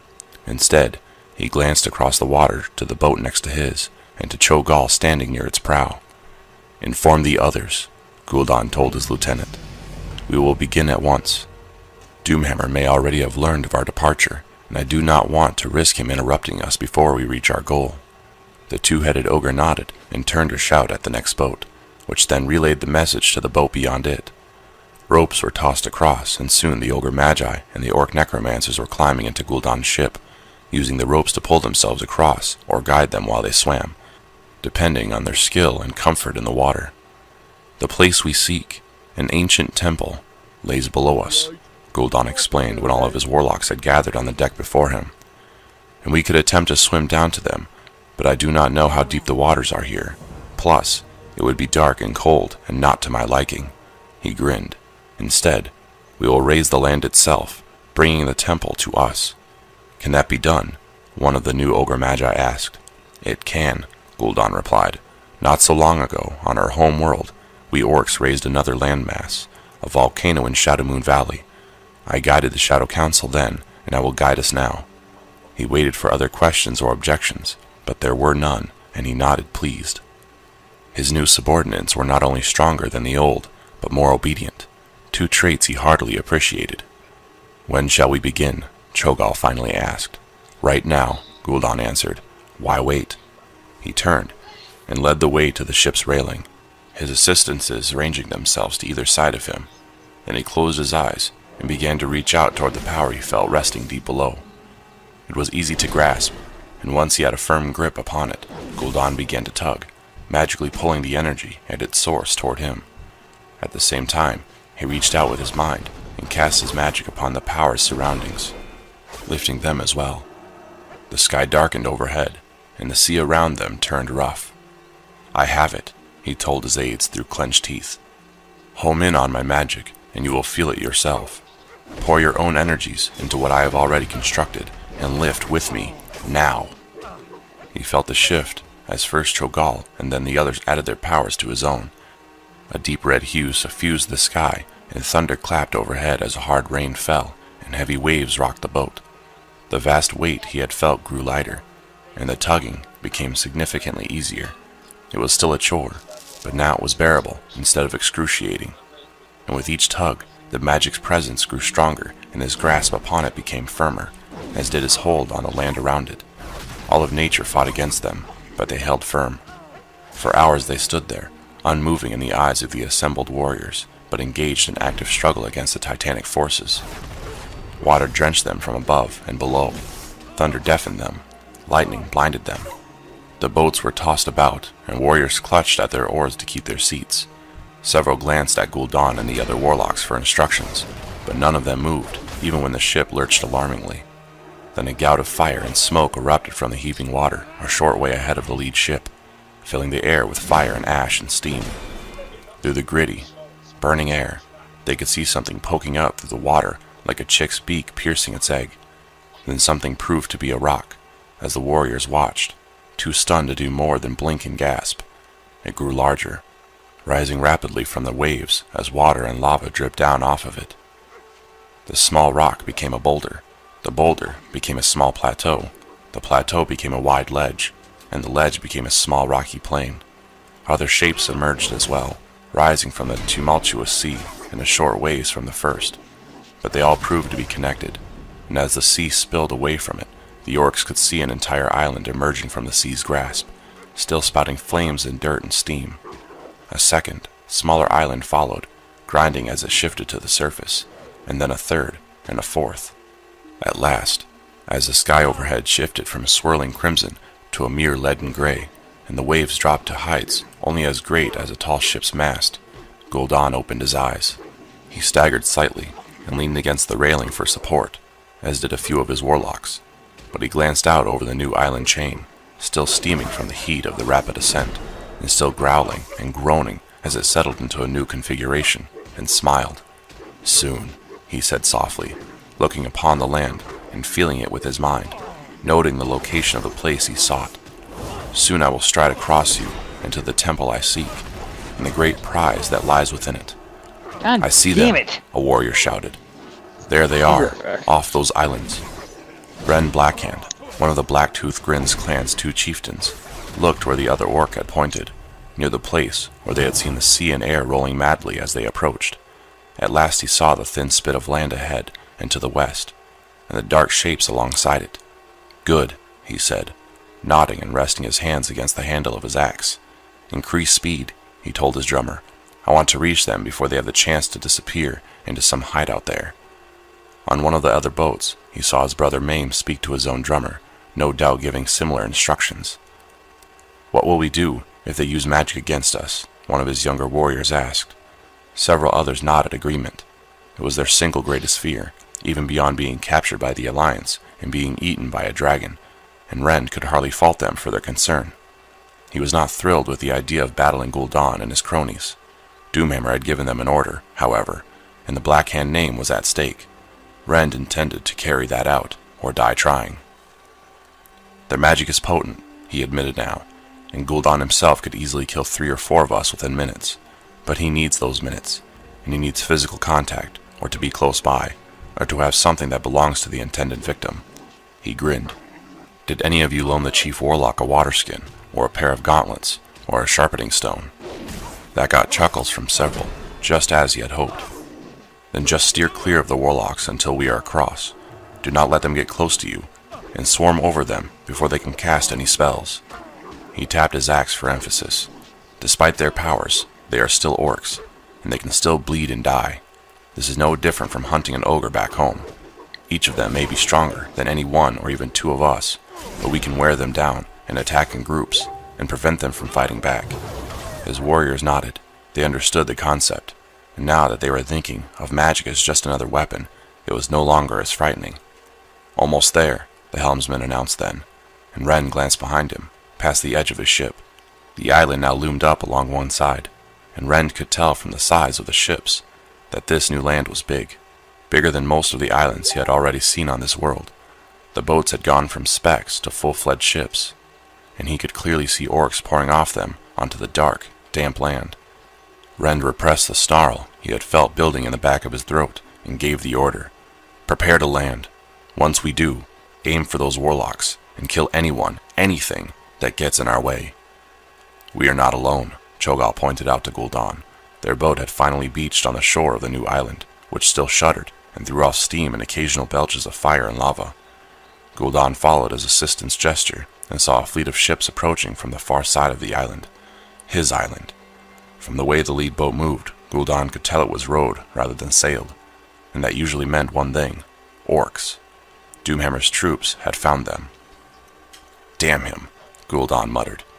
Why did he always have to be so quick to make decisions? Another day, and we would have been here and done before they arrived. He sighed. "Well, there is nothing for it. Tell the warriors to prepare for battle. You will need to fend them off while I enter the temple and find the tomb." Cho'Gall grinned with both his heads. With pleasure.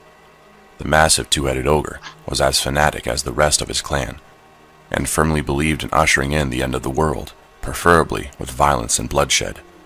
All the Twilight's Hammer orcs held the same belief, and would happily fight anyone or anything if doing so would bring the world closer to its ultimate demise.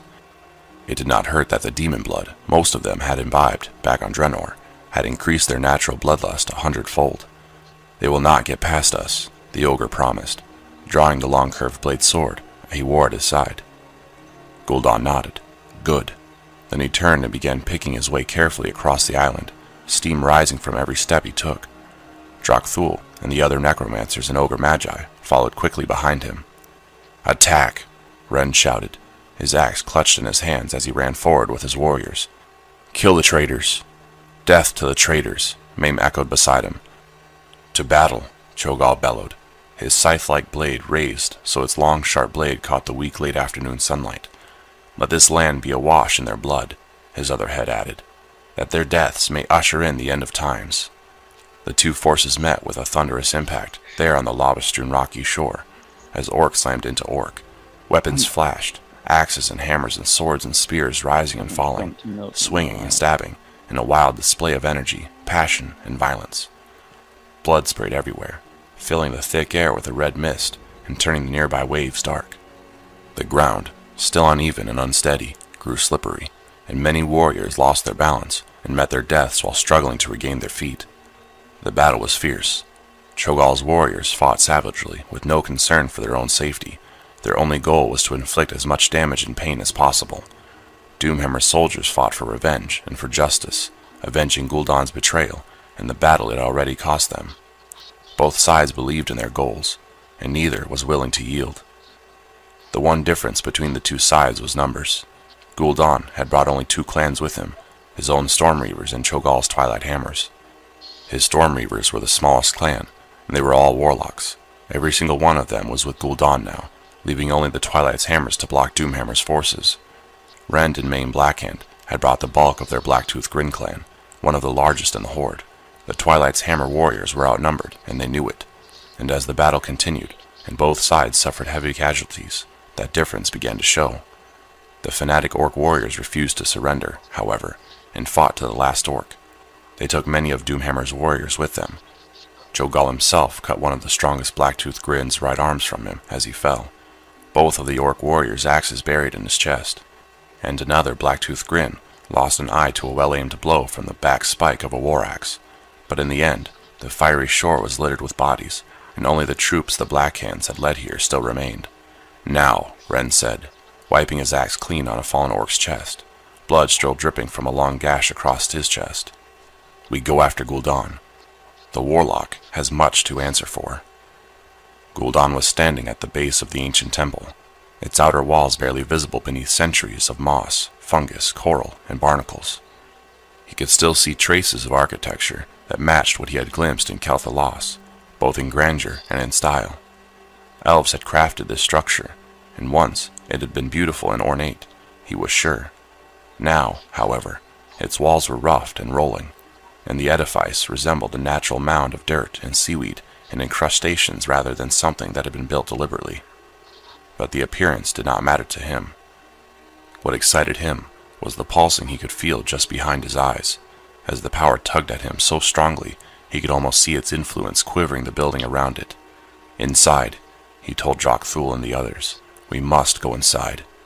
He had debated bringing them beyond the temple's front steps, actually. He knew that the tomb of Sargeras lay within, and that the Eye of Sargeras housed within it could be tapped for immense, godlike powers. But would he be able to do so alone, or would he be forced to share that potency with the rest of the Shadow Council? What had decided him, finally, was that he did not know what else the ancient temple might contain. Thus Gul'dan felt it was best to bring his servants and assistants with him into that temple. If necessary, he could always kill them when they reached the tomb itself. Entering cautiously, Gul'dan created a globe of green light to better see his surroundings. The halls and rooms here were as altered as the building's exterior. The floors coated with sand and grit and seaweed, the walls festooned with more weeds and with shells of various sorts and sizes. Even the doorways had been altered, their outlines smooth and rounded and distorted by the creatures that had clung to them for all these long years. "Quickly, you fools," he told his clanmates impatiently. "Fan out and search for the primary passageway. We must reach the Chamber of the Eye before the tomb's guardians awaken."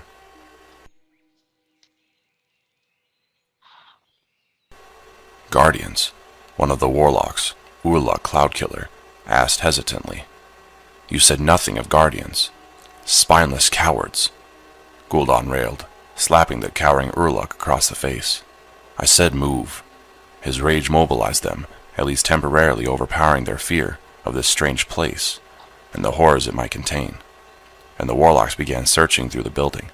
Finally, they found a wide central corridor and proceeded along it. As they ventured farther in, however, the depredations lessened. Now, Gul'dan could see the fine carvings on the columns and pillars, and the delicate engravings along the walls, as well as the beautiful mosaics that made up the floors and ceilings. Any paint had long since been destroyed by the salt water, of course, but there was still enough decoration to see how beautiful this building had been. A truly elaborate and ornate temple that would have impressed even the most jaded visitors. Gul'dan had eyes for none of it, however. He was interested in one thing, and one thing only, and that was the magic waiting for him in the vault at the very bottom. I get a quest to When he go finally raid reached the place, vault door, and I he get paused, there, and it turns savoring out the I've moment. already been there and "Now, looted everything. Sargeras," he whispered. I said I hate when I get a quest to go raid a camp or something, and I go and get there, and it turns out it's somewhere I've already been and looted the shit out of. What?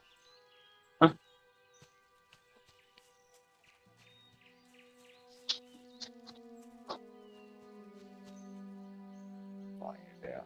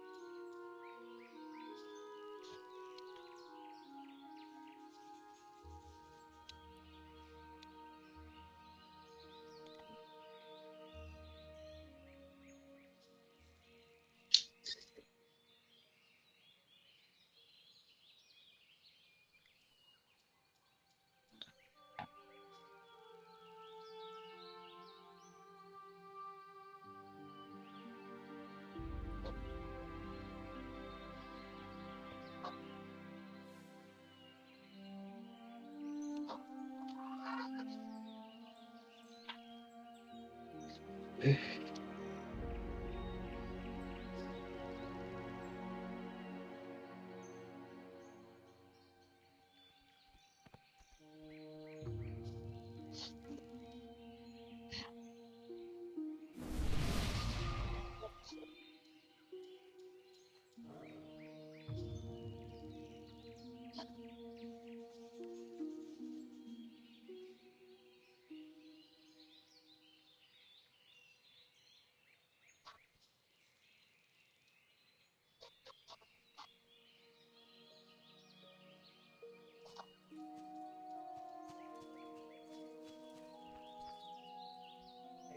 outpost.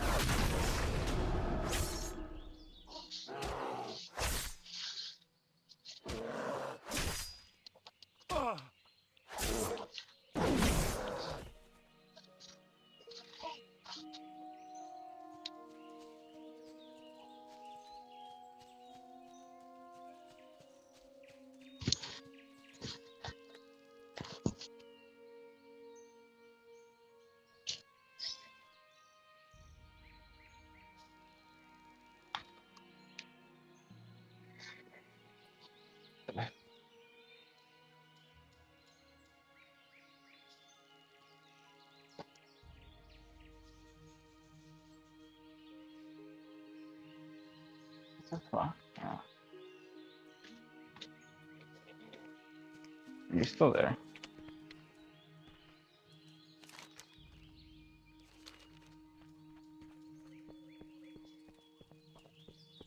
Huh?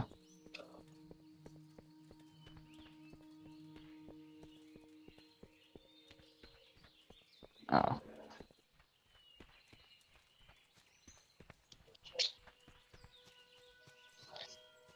You just got really quiet for him.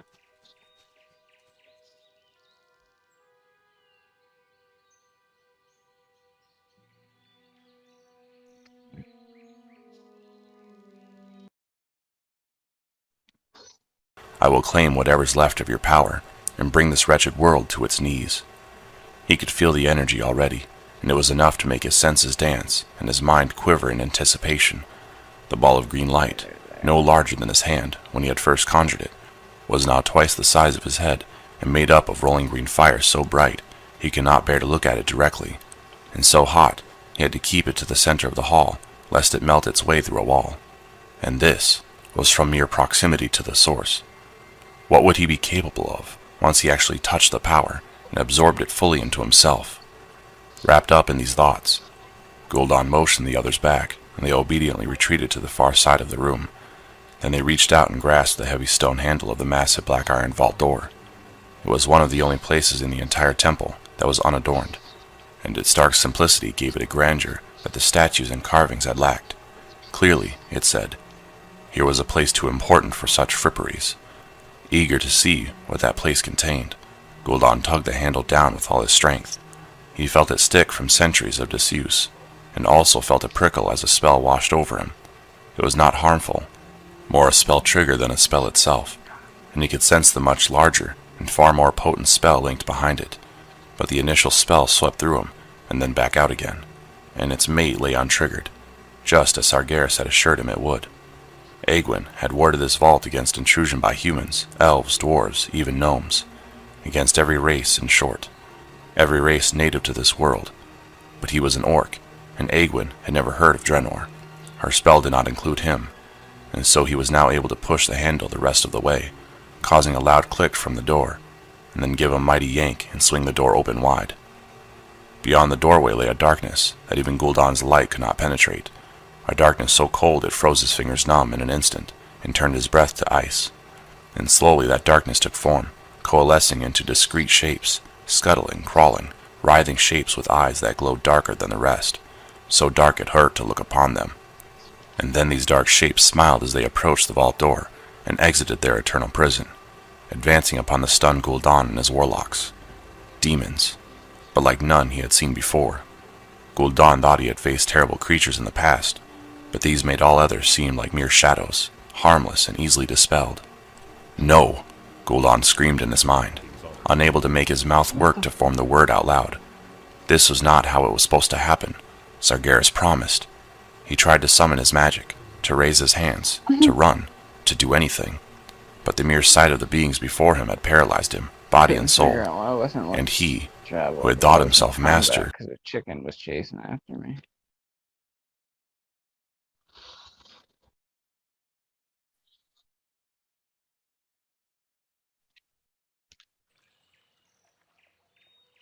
Be careful.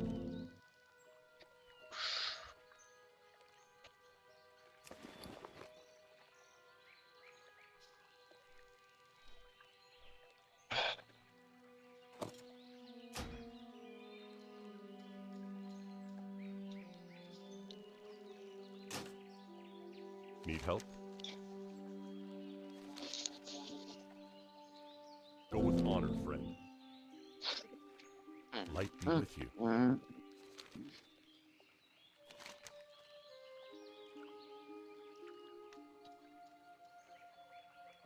It's a big ass hole. No, I jumped in.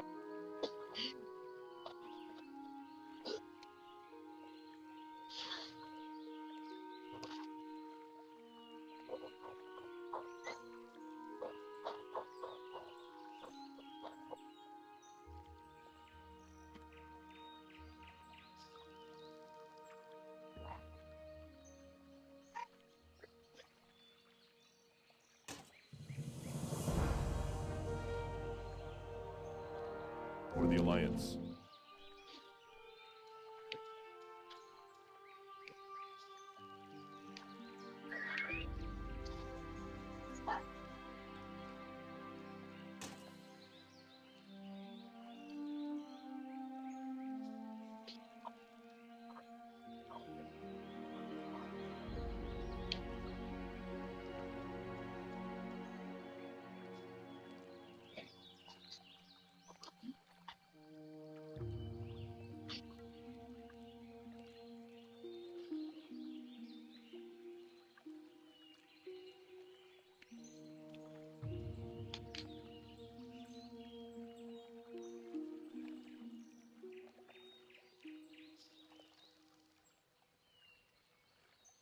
What have you discovered?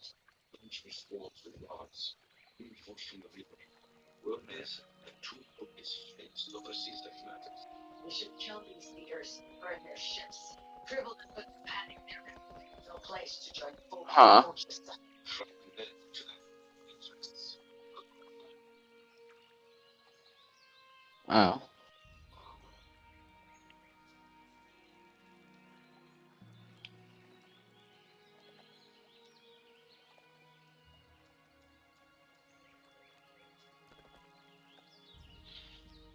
Just about this night.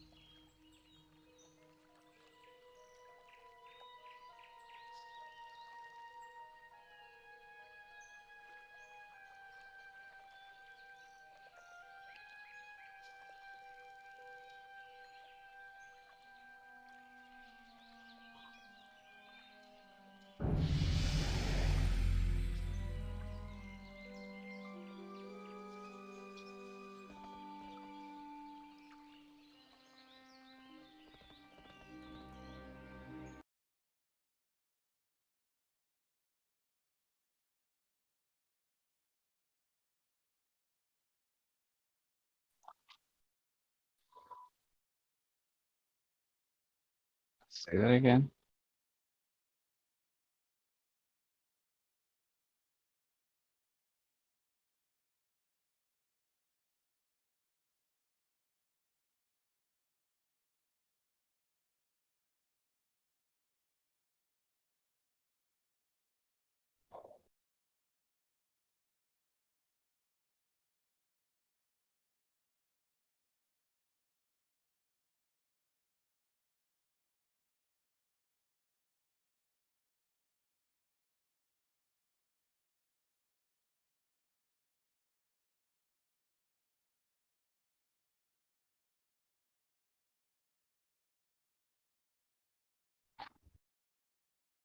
Why the fuck am I having such a hard time hearing you? It was fine earlier.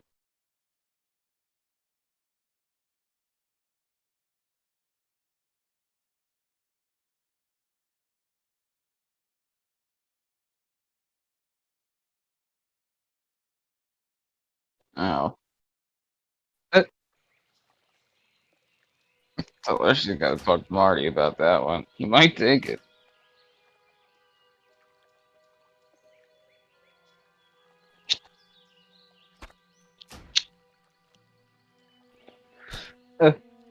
Greetings.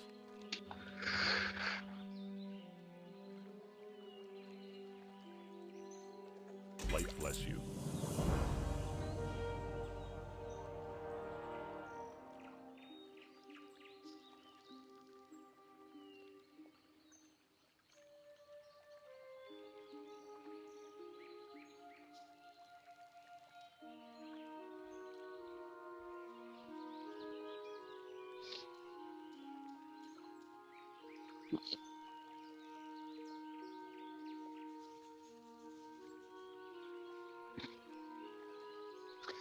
I'm surprised he's not back yet. He just went to go mow on to the other house. Didn't think it would take him that long.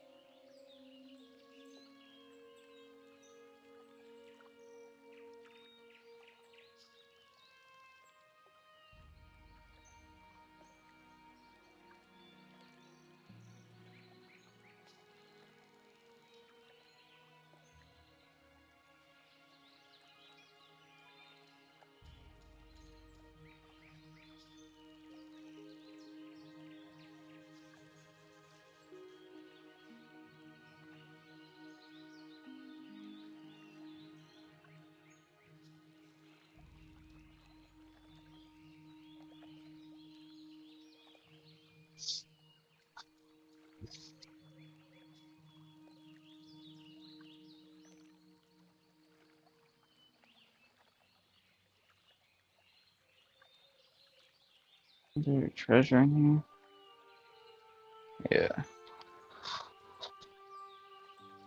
There it is.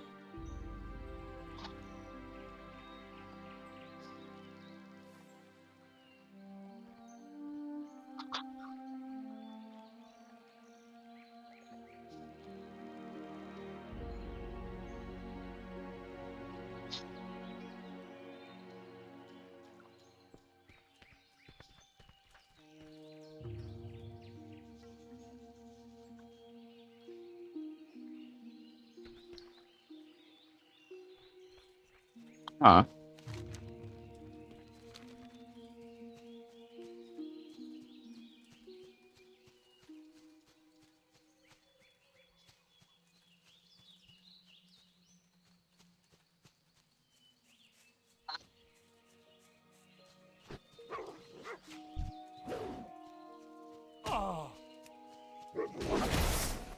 Misty's been passed. Misty's been passed out all day because I woke up at like 5 o'clock this morning and fucking Marty and the cat were nowhere to be found. I looked out in the backyard and he was out weeds, just letting her wander around in the backyard. She was out there running around for like an hour. She's just been asleep all day ever since she came in.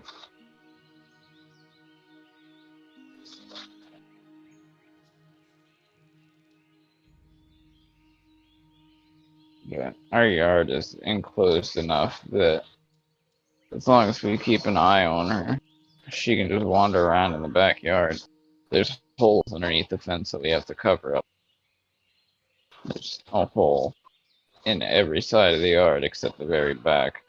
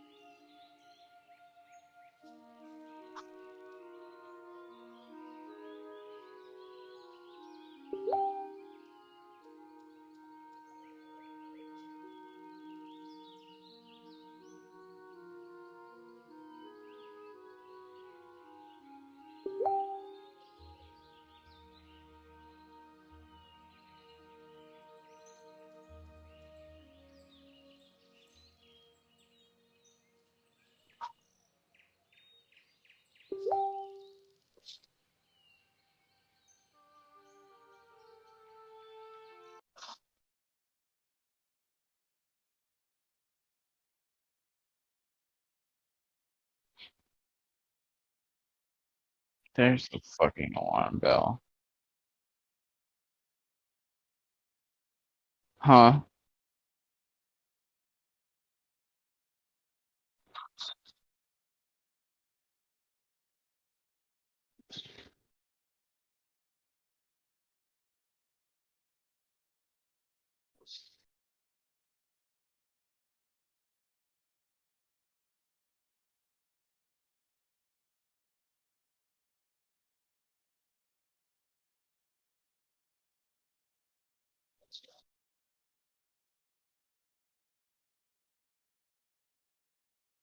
Let's see the picture. Where are they?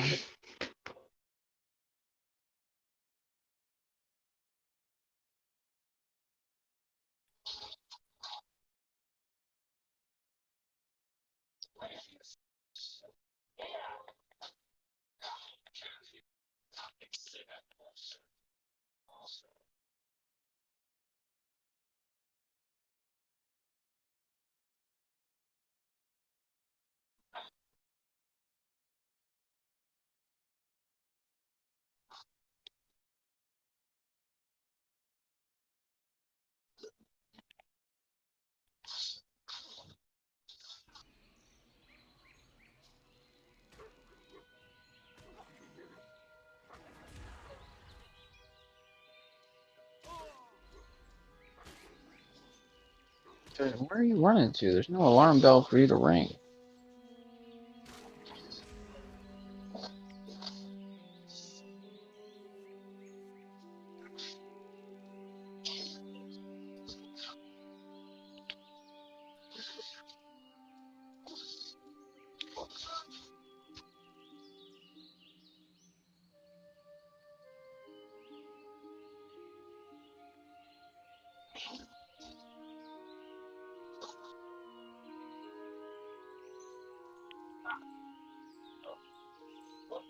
Months ago, the others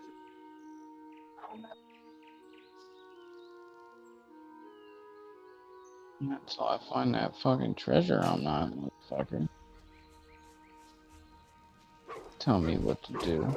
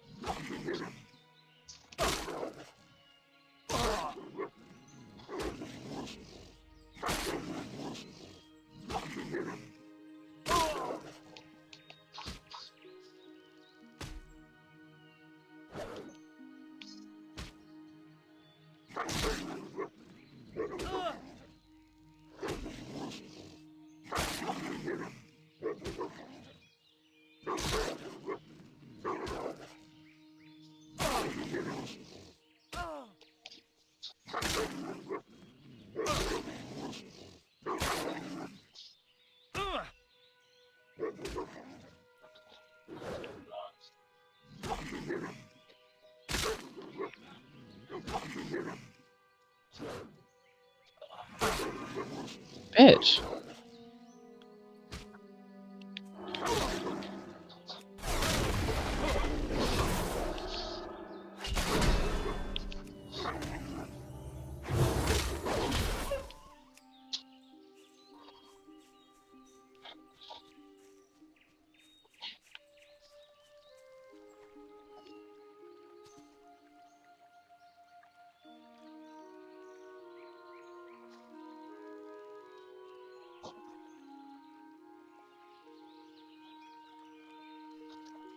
Move your ass, Basm.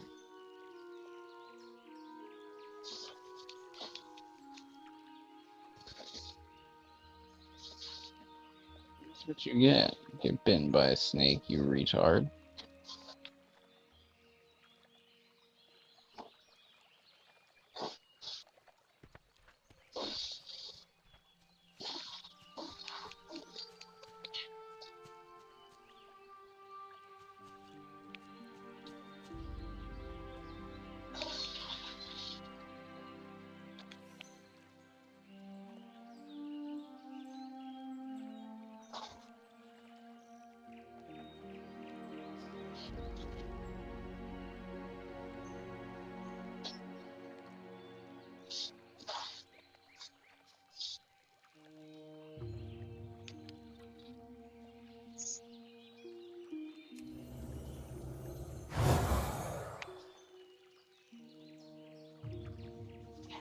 It's again.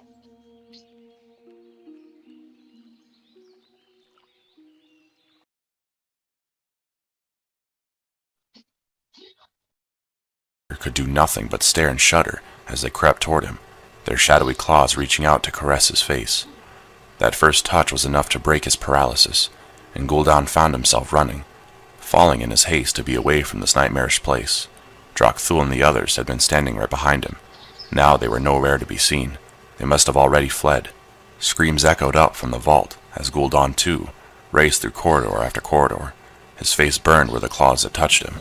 It was only after he raised one hand to his cheek that he realized he had been cut there, and deeply. "Damn you, Sargeras," he cursed as he stumbled past columns and pillars, through rooms and alcoves. "I won't be beaten like this. I am Gul'dan. I am darkness incarnate.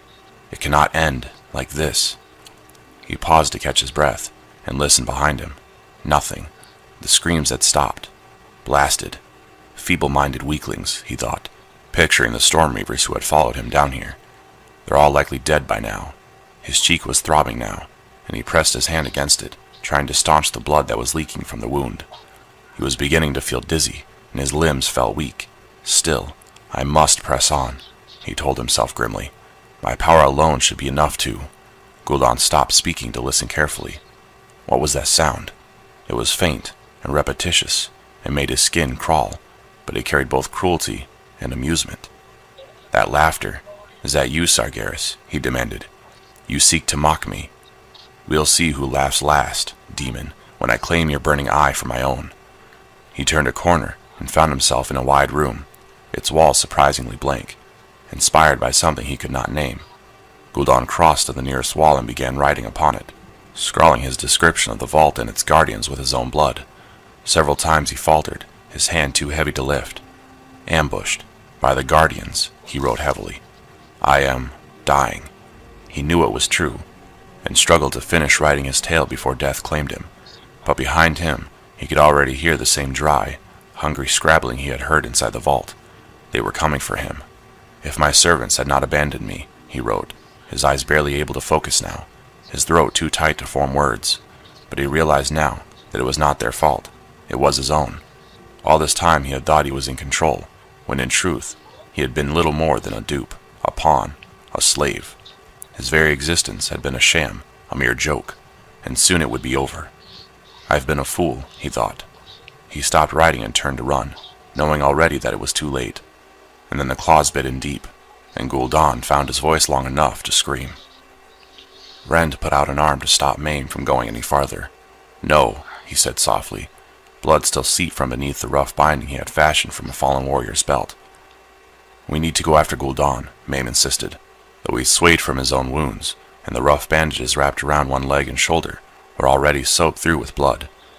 There is no need, his brother assured him. Those creatures had finished the task for us. Something strange had emerged from the building before them. Something with too many limbs and too many joints and altogether too many teeth. It had been followed by others, and they had attacked the orcs without pause, tearing into them like hunger-crazed animals setting upon fresh prey. Several orcs had been frozen with fear at the sight of the terrible creatures, but others had fought back, and they had finally destroyed the last one, though it had taken enough wounds to slay a dozen orcs before it finally stopped thrashing and biting.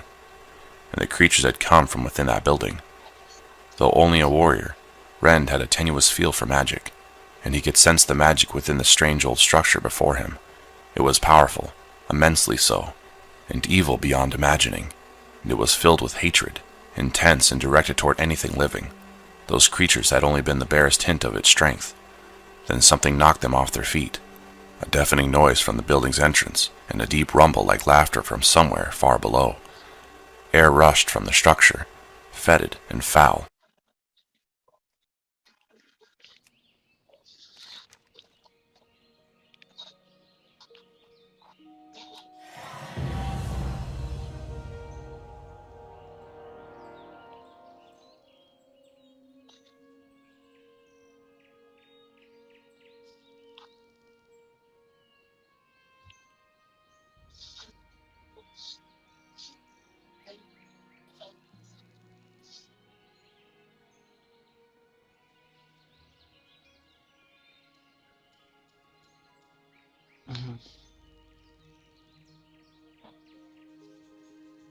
Yeah.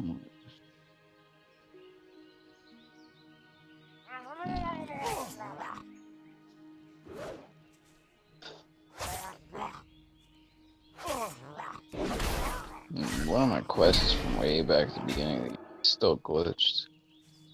There's still a marker for it, even though I already finished it.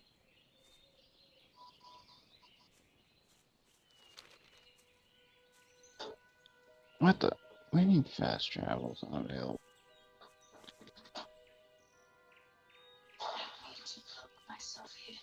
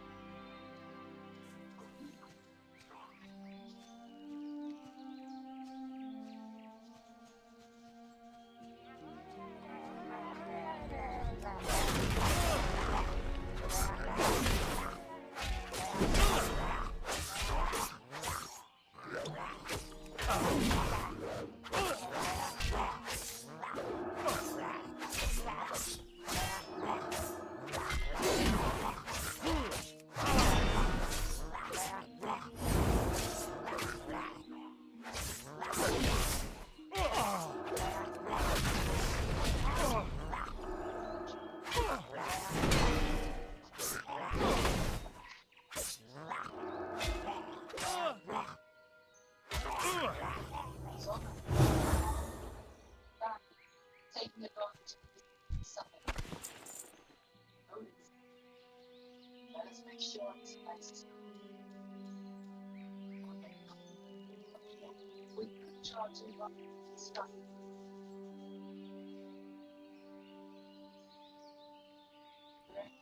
The bar.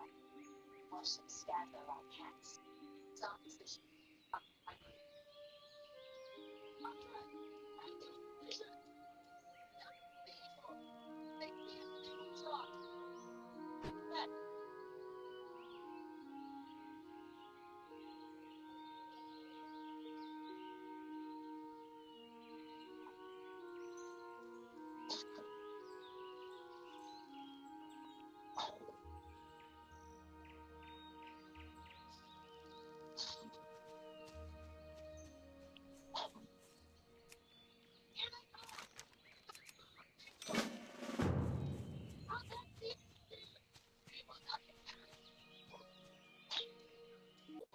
And something else with it, something that made Ren's hackles rise.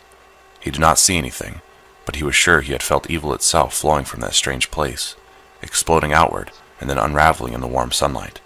The rumble continued, however, and now the ground was shaking. Cracks began to appear in the rocks beneath their feet.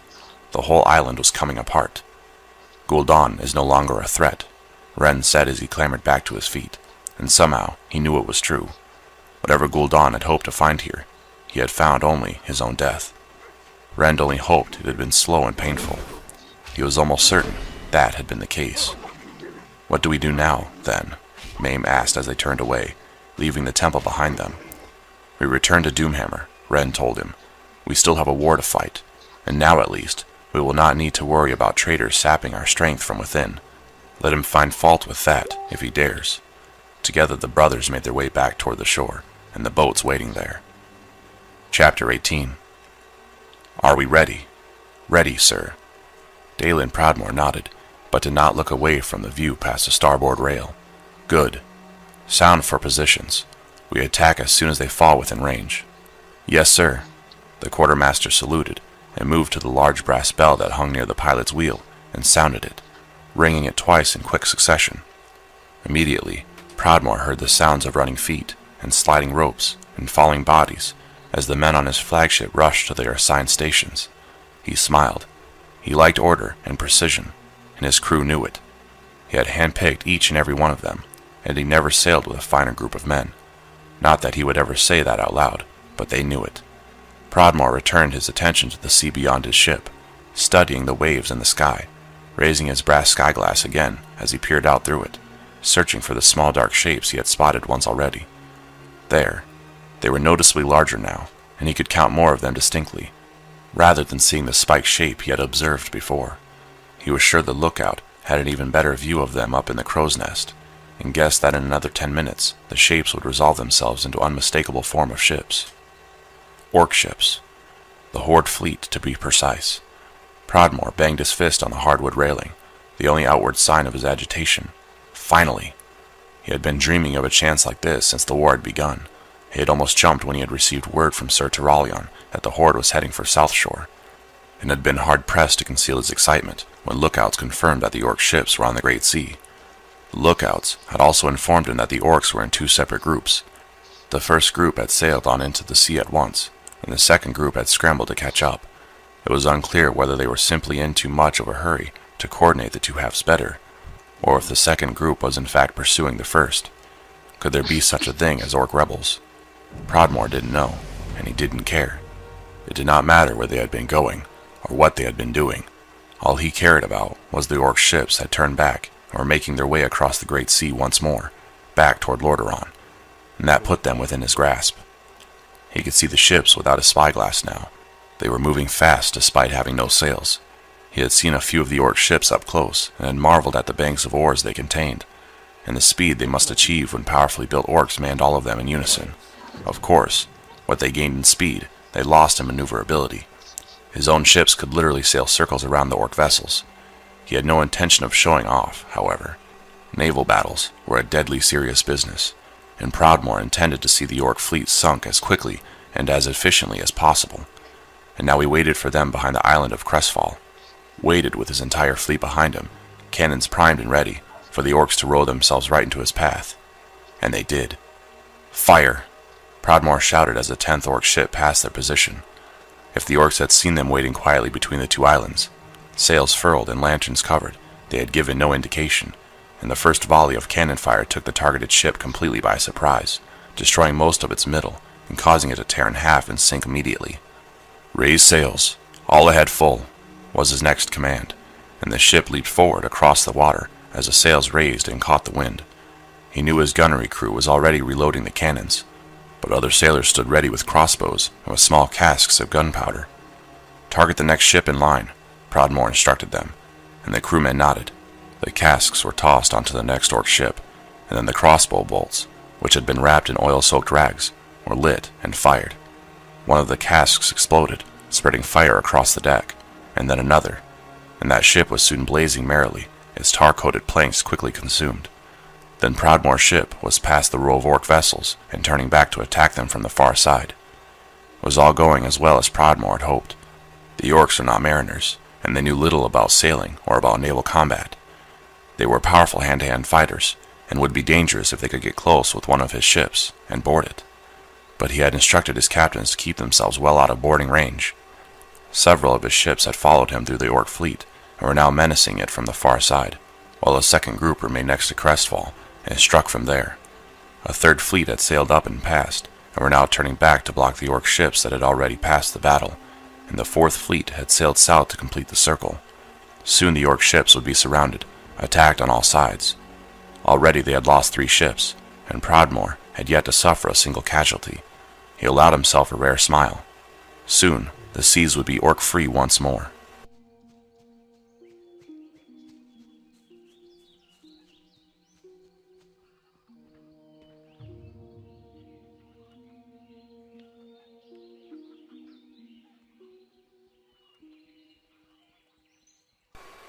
Just then the lookout shouted down, "Admiral, there's something heading toward us, and it's coming from the air." Prodmore looked up and saw the sailor, pale and shaking, staring out to the north. He trained his spyglass in that direction, and soon saw what must have sparked the lookout's cry. Small dark specks were heading toward them out of the clouds. They were too far away to make out clearly, but he could tell there were several of them, and that they were approaching fast. He didn't know what the Horde had that could fly, but something in his gut warned Prodmore that this battle was far from over. Direct Prodmore glanced up from where he stood beside his pilot. What was that? He asked the lookout, but the man had fallen back into the crow's nest and appeared to be shaking too badly to respond. Afraid the man had had some sort of fit, Direct grabbed the nearest rigging and swung himself up and over the central mast. From there he caught the central rigging line and scaled it to the main spar, which he walked to the crow's nest. "Gerard," he asked, peering in at the sailor who was curled up there, "are you all right?" Gerard looked at him, tears in his eyes, but only shook his head and huddled more tightly. "What is it?" Direct climbed over the side and into the crow's nest proper, crouching beside the sailor. He had known Gerard for years and trusted the man implicitly, but now that he was here, he could see that Gerard was not sick at all. He was terrified, scared beyond any ability to speak, and the thought of a brave sailor, a veteran of many battles, being that frightened sent a chill down Direct's spine. "Did you see something?" he asked gently. Gerard nodded, squeezing his eyes shut as if to erase whatever it was from his memory. "Where?" For a second, the lookout shook his head, but finally he pointed a shaky hand to the north. "You rest," Direct told him softly. Then he stood and turned to see what had frightened his friend and crewmate so, and nearly collapsed himself at the sight before him. There, swooping down out of the clouds, was a dragon, its scales gleaming blood red in the early morning light. Behind it came a second, and a third, and then several more, until at least a dozen of the massive creatures flew together, their leathery wings beating hard to keep them aloft and drive them closer to their target. The fleet. Direct barely noticed the anguish plain in the lead dragon's great golden eyes, or the green-skinned figure perched on its back. His mind was too busy calculating the impact the creatures could have upon this battle. Each one was larger than any ship except a destroyer, considerably faster and more agile, and airborne. Those massive claws could probably tear through hulls with ease, or snap masts like twigs. He had to warn the rest of the fleet. He had to warn his father. Turning, Direct leaned over the crow's nest to shout down to his pilot. A movement caught his eye as he shifted, however, and he glanced up again. The lead dragon was close now, close enough for Direct to see the grin of the orc on its back, and it opened its long mouth wide. Direct saw a long, serpentine tongue surrounded by sharp triangular teeth, almost as tall as he was. Then he saw a glow deep within the dragon's maw. It rushed forward, expanding as it came, and suddenly the world burst around him. He did not even have time to scream before the flames consumed him, and his body crumbled as it fell, burned to mere ash. In a single swoop the dragon destroyed the third fleet, all 6 ships. Everyone on board perished, and then the dragon riders brought their mounts back around, turning them toward the first fleet and the ships that stood between the orcs and freedom. Damn them! Damn them all! Admiral Proudmoore clung to the railing so hard he thought either his fingers would break or they would gouge out chunks of wood. He watched the last traces of the Third Fleet's destroyer sink beneath the waves, mere cinders upon the sea. He knew there was no chance Direct or any of the other crew had survived, but grief would come later, if he lived that long. Pushing aside all thoughts of his eldest son, Proudmoore concentrated on the tactical implications. The north was now open once more. The orc ships could simply row on, while the dragons harried his own fleet and forced them to give way. If that happened, the orcs would be able to land again at the Hillsbroad or at South Shore and could rejoin the rest of the horde, and he would have failed. That was unacceptable. "Bring us around," he ordered, startling his pilot into motion. "I want half of our ships sweeping north and blocking their path again. The rest stay where they are and continue the attack." The sailor nodded. "But the dragons," he began, though his hands were already turning the great wheel and bringing the ship around. "They are foes like any other," Proudmoore replied sharply. "We will simply target them as we would an enemy ship." His men nodded and jumped to obey his orders. Sails were furled as the ship turned and tacked into the wind. Cannons were reloaded and aimed at an upward angle, with blocks and other objects jammed beneath them to lift them up. Crossbows were reloaded and casks of gunpowder made ready. When the first dragon soared toward them, Proudmoore drew his own sword and raised it high, then brought it down sharply. "Attack!" It was a valiant effort, but it failed miserably. The dragon dodged each cannonball, which then sank into the sea. It knocked the casks aside with its wings, and simply ignored the flaming crossbow bolts, which clattered harmlessly from its scales. The ferocity of the attack did make it pull back, however, giving Proudmoore time to ponder the other methods. Fortunately, he was spared the need to come up with anything, as he considered the merits of using ropes and chains to try binding or at least tripping the dragons. Several new figures dropped from the clouds. These were considerably smaller than the dragon, perhaps twice the size of a man, with long feathered wings and long tufted tails and proud beaks.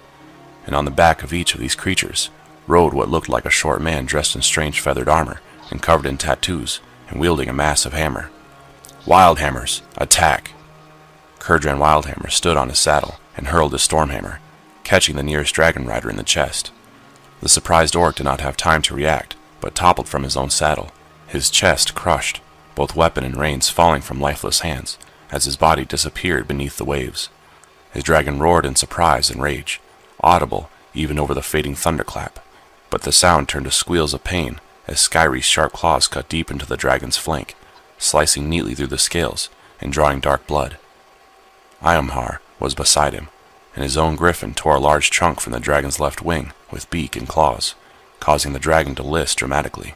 Then Feyrand came in on the far side, throwing his own hammer, which struck the dragon a resounding blow to the head. Its eyes lost focus, and it fell, sending up a huge wave as it struck the water. It did not resurface. Kurdran flew over the largest ship. "We've come to help," he shouted down at the slender older man standing on the bridge. The man nodded and saluted with the sword in his hand. "We'll handle these beasties," Kurdran assured him. "You take care of the ships." Admiral Prodmore nodded again and favored him with a tight, nasty grin. "Oh, we'll take care of them, sure enough," he told the dwarf.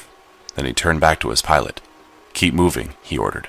"We'll cut them off as planned, and then tighten the net.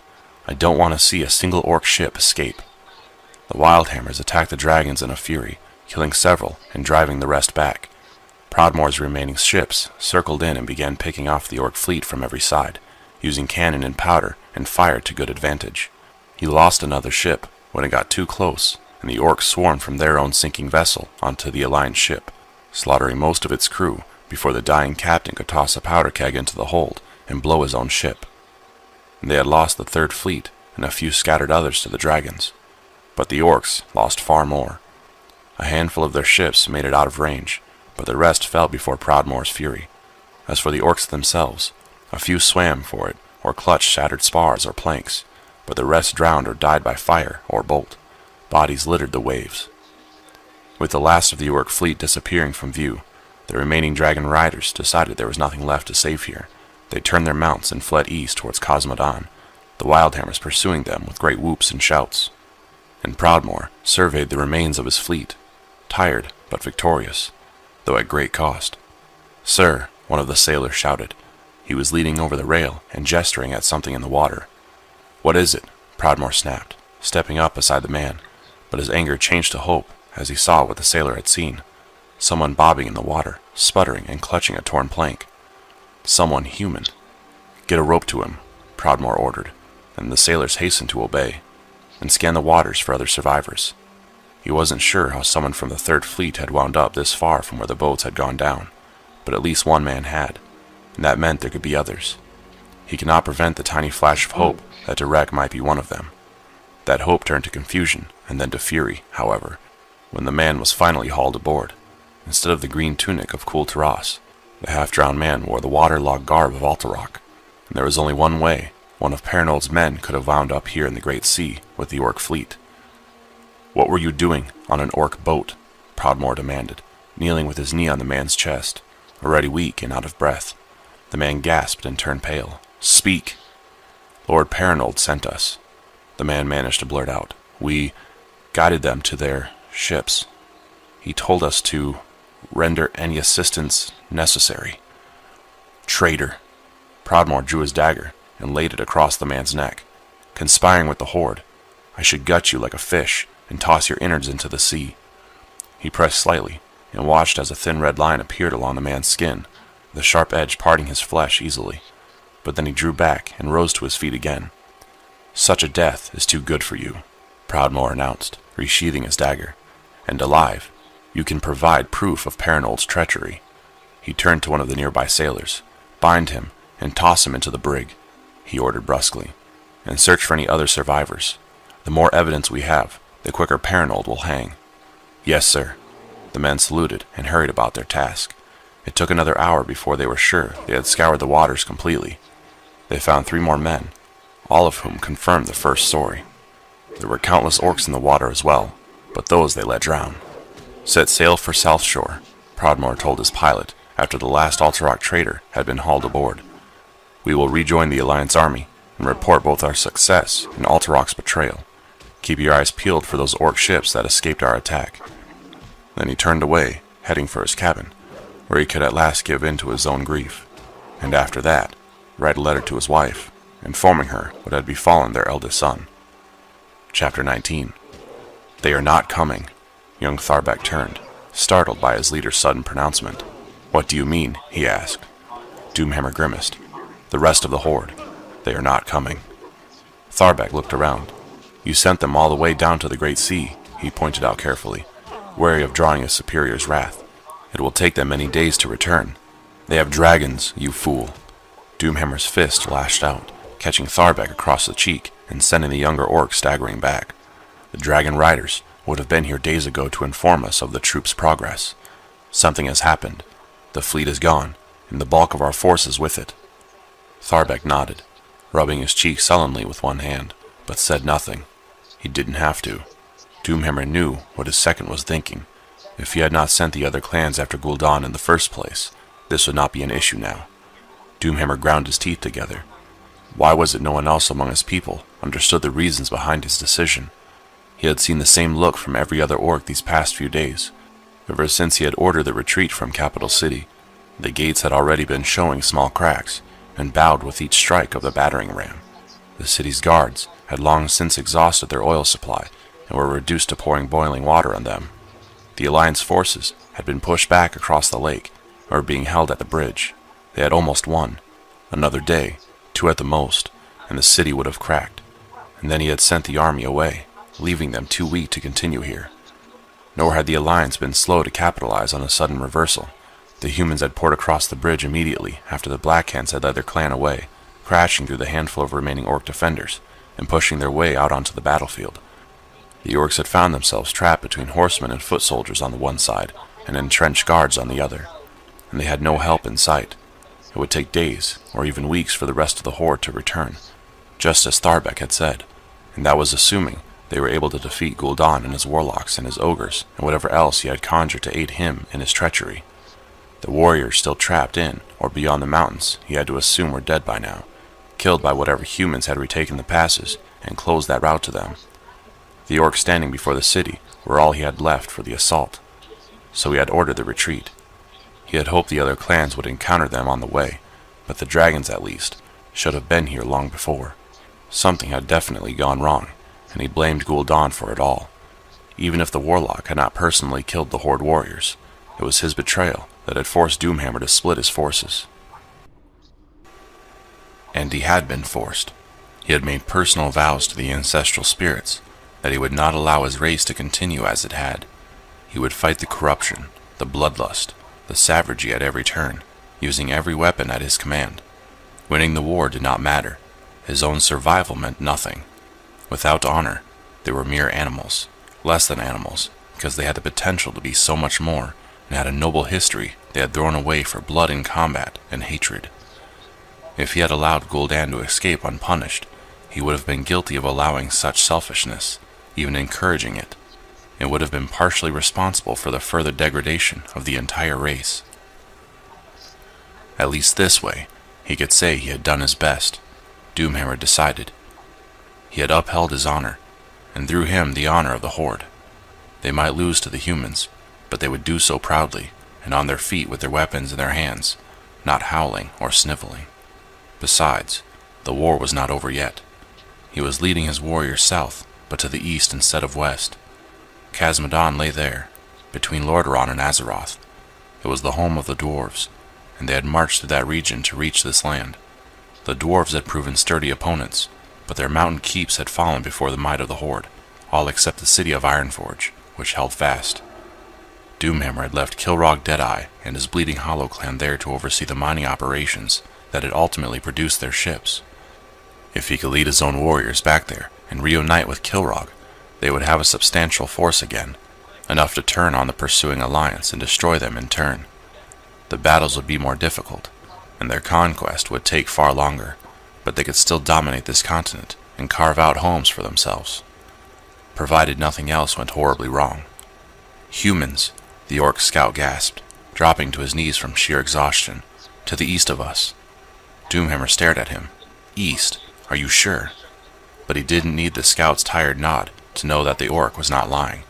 But how did the humans get east of them when they were chasing them the entire way, and Lordaeron lay north and west of here? Then he remembered the hinterlands.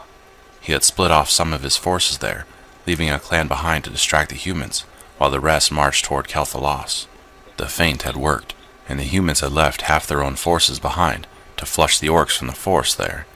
Apparently those warriors had never made the trek to Capital City, and now they were heading toward them from the east, which meant, if he was not careful, the two Alliance armies would trap his orcs between them and crush the last chance the Horde had for escape, much less victory.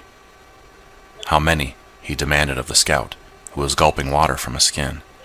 Hundreds, maybe more, the orc answered finally, frowning in concentration. And some of those were heavily armored as well. Doomhammer grimaced and turned away, swinging his hammer about him in great arcs to relieve the anger raging inside of him. Damn them. That many Alliance warriors could lay waste to his own forces, especially with their horsemen coming up fast from behind them, and he was still days away from Khazmodan. Nor had they seen a single hint of the Dragon Riders or their other lost brethren.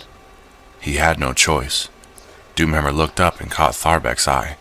"Quicken the pace," he told his lieutenant. "Full run, no breaks. We need to reach Khazmodan as soon as possible." Tharbek nodded and hurried off to shout orders to the other orcs, and Doomhammer growled as he watched the younger warrior go. Running felt too much like defeat, and that was something he hated to even consider. But he could not risk an open battle now. He needed to reach the Bleeding Hollow clan first. Then he could turn and face the restored Alliance army on more equal terms. "There," Tharbek pointed, and Doomhammer nodded, having already seen the orc scout crouching atop the cliff. "Hail, Doomhammer!" the scout shouted, straightening as they approached and raising his axe in salute. "The Bleeding Hollow welcomes you back to Khazmodan." "My thanks," Doomhammer shouted in reply, holding his blackstone hammer aloft so the scout would recognize him easily even from this distance. "Where are Kilrog and the rest?"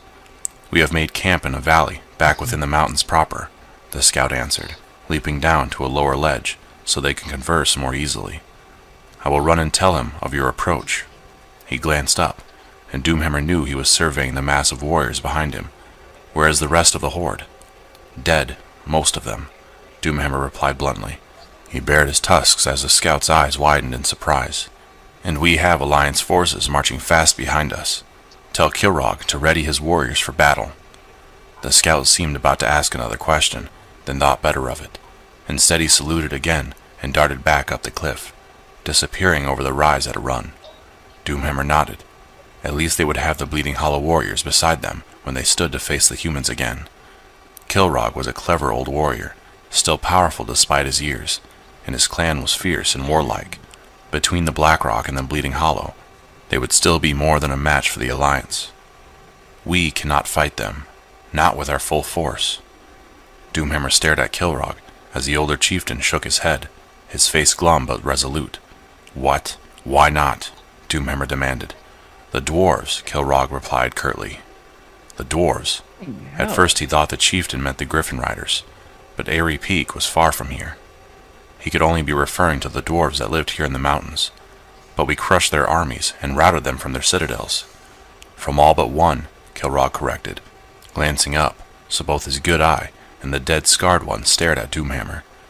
"We have not been able to crack Ironforge, and I have lost many good warriors in each attempt." "Then leave it," Doomhammer insisted. "We do not need it now.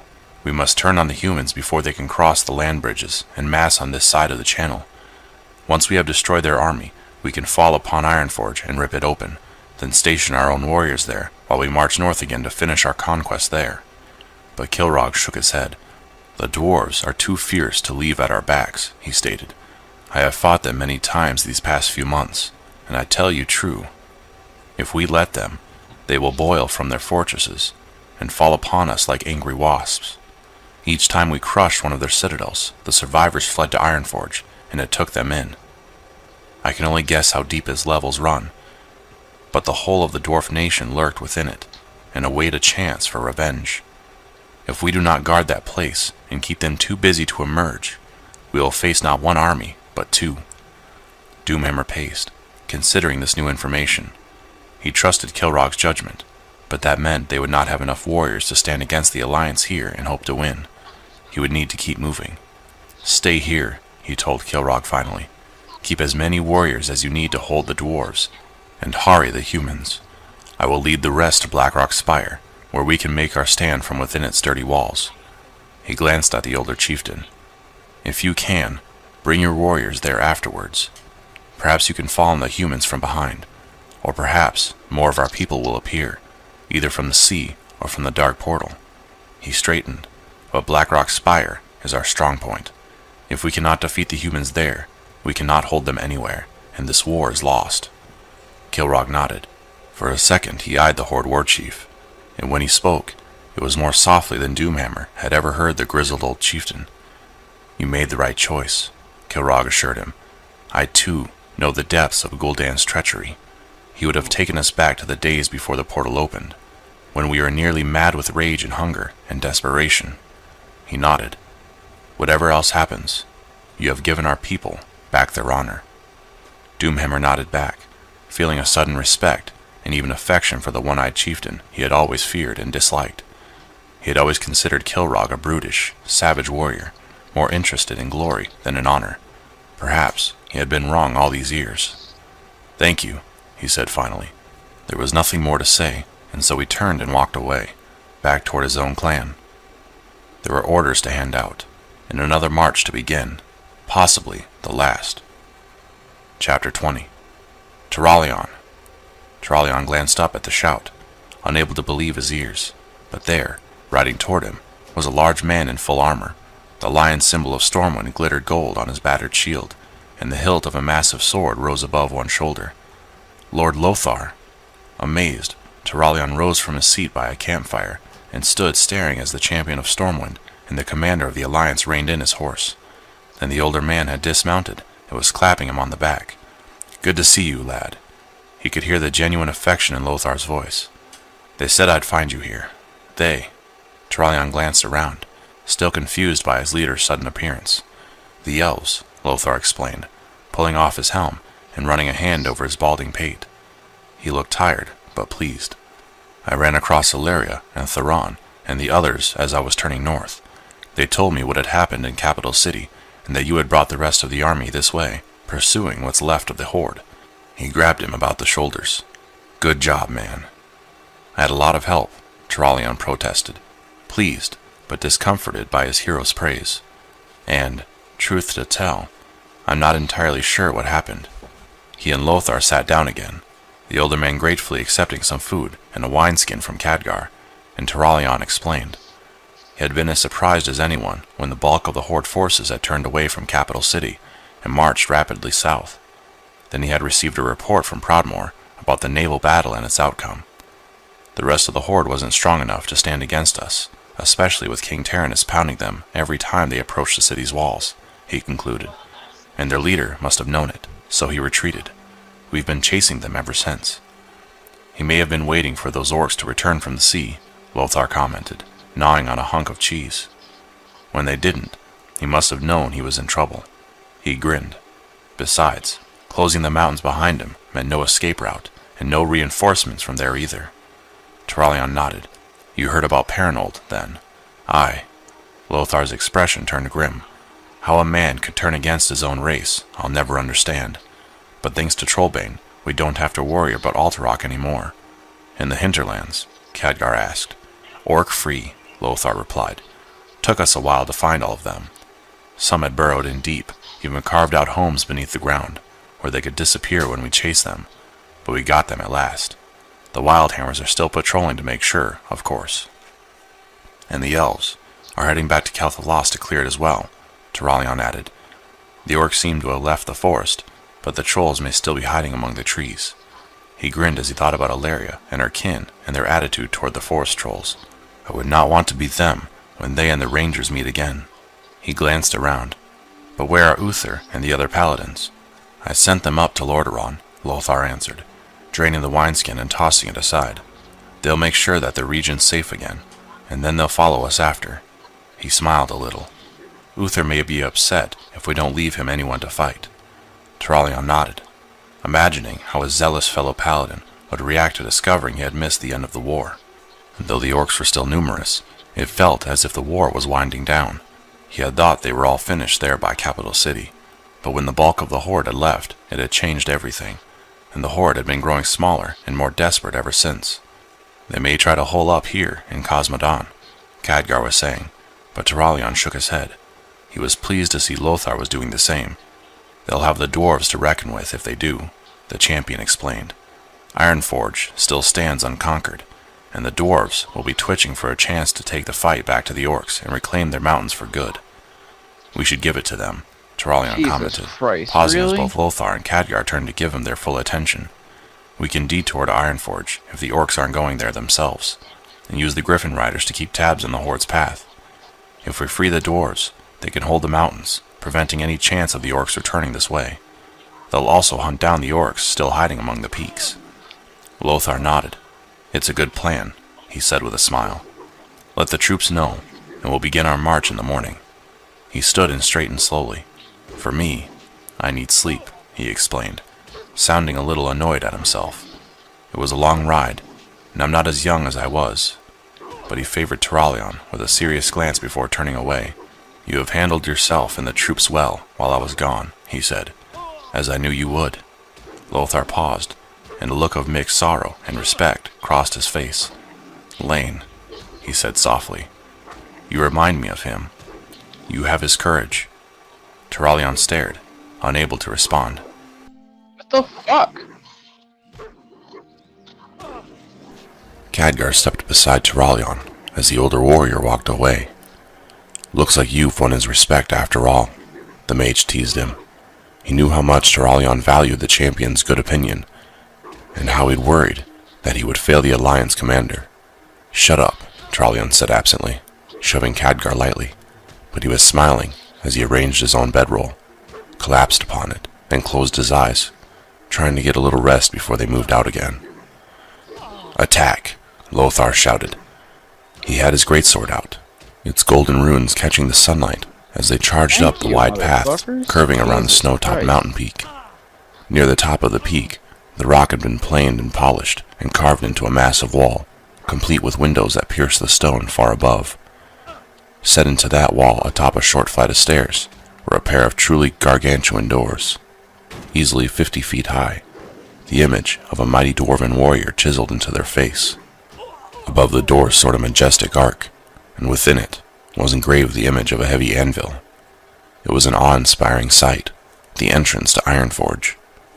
The heavy doors were closed fast, of course, and no other entrances or openings were visible, which did not stop the orcs from pounding against both that portal and the rocks around it, trying in vain to batter down the door's ancient defenses. It was these orcs Lothar and his soldiers had targeted now as they reached the top of the path and emerged onto the wide snowy ledge facing the colossal doors. The orcs spun around, surprised. They had been so busy with their own attack that between that and the winds that whipped past the peak, they had not heard the Alliance's approach. Now, they tried desperately to bring weapons to bear against this new enemy, but the first row of orcs were mowed down before they could even turn around to face their attackers. Do not let up, Lothar shouted, his sword lopping off an orc's arm and then splitting another up the middle. Drive them back against the rocks. His men raised their shields accordingly and advanced steadily, using swords and spears to strike at any orcs that tried to breach their line, and otherwise content to move them boldly back against the very edifice they had been trying to breach. But, as Lothar had hoped, the dwarves were well prepared. The mammoth black doors swung open with only a faint sigh, and short, sturdy fighters in heavy mail poured through the opening, hammers and axes and pistols at the ready. They fell upon the orcs from the rear, and between them and the humans, the orcs were quickly cut down. Our thanks, one of the dwarves proclaimed, singling Lothar out. I am Muradin Bronzebeard, brother to King Magni, and the dwarves of Ironforge are in your debt. His thick beard's hue matched his name, and his axe was notched from many battles. Anduin Lothar, commander of the Alliance, Lothar introduced himself, offering his hand. Muradin's grasp was as strong as he had expected it to be. We are happy to help. Our goal is to rid all of our lands of the Horde and their influence. Aye, as it should be, Muradin agreed, nodding. He frowned. What Alliance. the fuck? It was you who sent missives to us months ago from Lordaeron. Indeed, Lothar realized King Tyrannus must have sent messengers here as well as Kel'Thalas. The King of Lordaeron had apparently left no potential ally untouched. We have banded together for this common cause. And whither are ye bound now? A second dwarf asked, stepping close enough to join the conversation. His face was less lined than Mirrodin's, but he had similar features and a matching beard. My brother Bronn, Mirrodin explained. We are following the remainder of the Horde, Lothar answered. Many of them have already fallen to us, both on land and by sea. And now we seek to vanquish the rest and end this war. The brothers looked at each other and nodded. We'll be accompanying ye then, Mirrodin announced. Many of our kin will be combing these mountains, reclaiming our ancestral strongholds, and making sure no orcs remain within Khazad-dûm. He grinned. But we'll bring some lads to join your alliance, and make sure that these orcs are never trouble for us again. We welcome your help, Lothar said honestly. We had met dwarves once or twice before, back in Stormwind, and had always been impressed by their strength and endurance. And if these Bronzebeard dwarves were as good in combat as their Wildhammer cousins, a contingent of them would be valuable indeed. Good. We'll be sending someone to inform our brother, and to catch up to us with supplies. Mirrodin shouldered his axe and glanced around. Which way did the Horde go? Lothar glanced at Khadgar, who grinned. Then he shrugged, smiled, and pointed south. They'd be heading to Blackrock Spire, Kurdran announced, hopping down from his griffin near where Lothar and his lieutenant sat in a ring around a small campfire. He and the other Wildhammers with them had been scouting and had just returned to report. Blackrock Spire, you're sure? Mirrodin asked. Turalyon had noticed that the Wildhammers and the Bronzebeards did not get along well. No, that wasn't quite fair. They were like quarrelsome siblings, he thought. They liked each other, but could not resist arguing and trying to show each other up. Of course, I'm sure, Kurdran snapped, and Skyri caught a soft warning beside him. I followed them, didn't I? Then a sly look came over his face. Or would you rather be seeing for yourself? Mirrodin and Bronn beside him blanched and stepped back a pace, drawing an evil chuckle from Kurdran. The Bronzebeards were as fond of flying as the Wildhammers were of going underground, which was not at all. Blackrock Spire, Lothar mused. That's the fortress on the mountain summit. The others nodded. A strong position, he admitted. Good vantage all around, solid fortifications, easy to defend from all the surrounding mountains, probably easy to control the routes in and out. He shook his head. Whoever their leader is, he knows what he is doing. This won't be easy. Aye, and it be cursed as well, Mirrodin added. Well, it is, the dwarf continued when the others looked at him, though Turalyon noticed both Bronn and Kurdran were nodding. Our dark iron cousins. He paused to spit, as if their very name was distasteful. Built that fortress, but something far darker lives there now, beneath the surface. He and the other dwarves shuddered. If there was something else there, it didn't disturb the orcs, Lothar pointed out. They'll fall back there, and getting past their defenses will be a problem. But we can do it, Turalyon surprised himself by saying. We have the numbers and the skills to take them down. Lothar smiled at him. Yes, we can do it, he agreed. It will be challenging, but anything worth doing usually is. He was about to say something else, when he heard the unmistakable sound of plate mail creaking, and turned to see a man striding toward them. His armor was battered, but still gleamed, and on its breastplate was the same symbol Turalyon wore, the image of the silver hand. As the man drew closer to them, the light of the campfire shone off his flame-red hair and beard. Uther! Lothar stood and offered his hand to the paladin, who clasped it firmly. My lord, Uther answered. He clasped Turalyon's hand as well, and nodded to the others. We came as soon as we could. Lordaeron is clear, Khadgar asked as Uther lowered himself onto a rock beside them. He looked tired. It is, he replied, quiet pride shining in his storm-blue eyes. My fellows and I have made sure of it. No orcs remain within that land, nor are there any in the mountains alongside. For a second Turalyon felt a strange pang, as if he should have been with the rest of his order, but he had been assigned to a different task by Fowl himself, and was doing his duty the same as Uther and the others. Excellent, Lothar smiled, and you have arrived at a good time, Sir Uther. We have just learned the orcs' final position, and we will reach it within. He turned to the dwarven brothers next to him.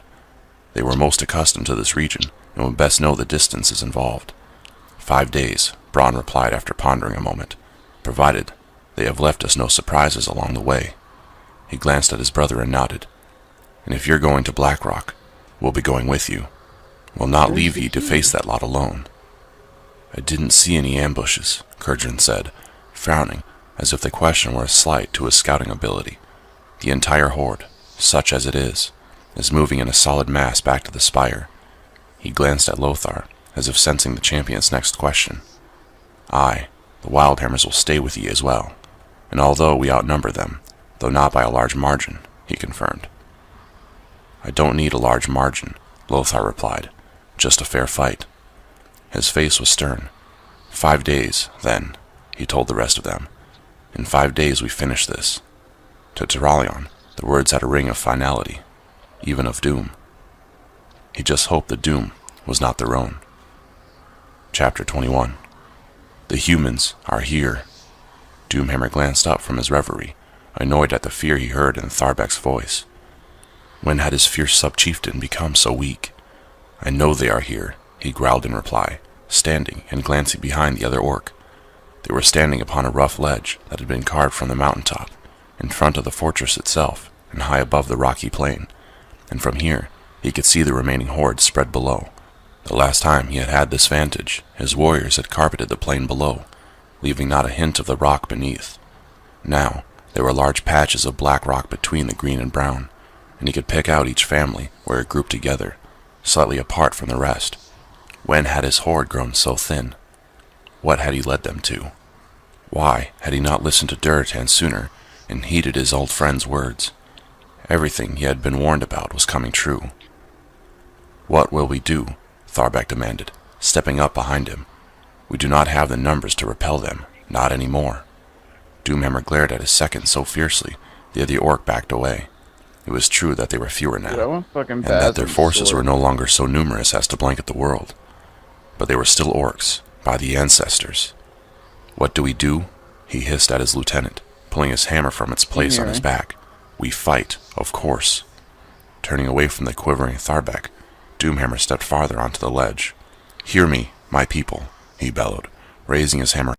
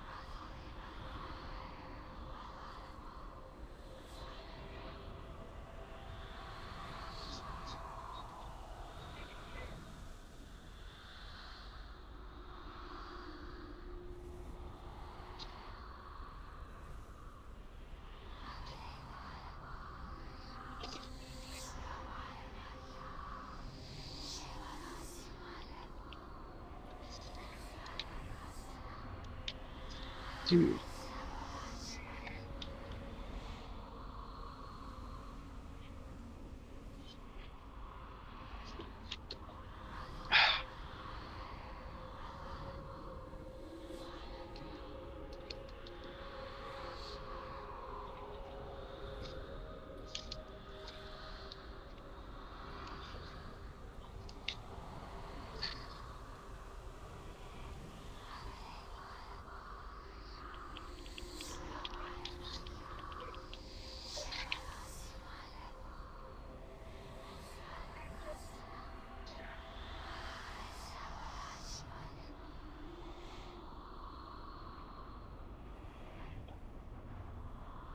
Fuck.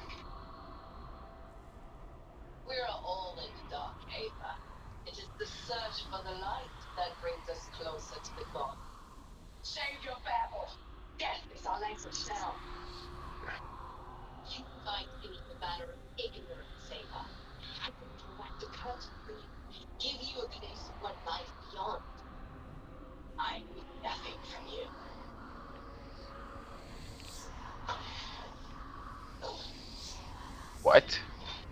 This ends here. Happy to kill one with such potential.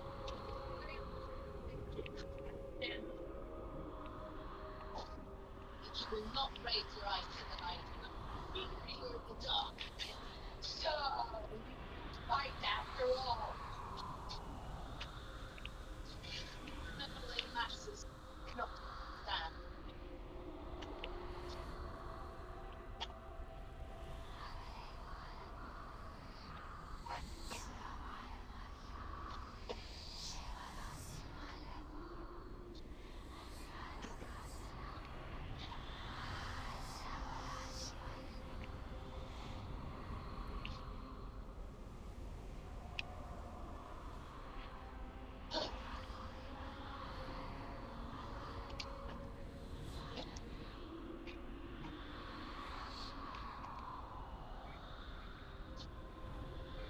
Far more like a ticket than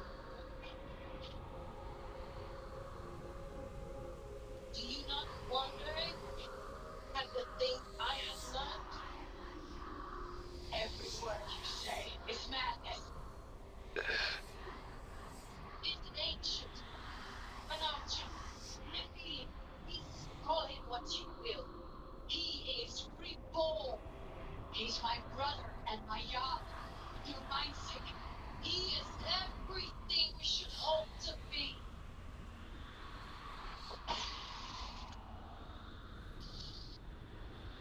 Okay.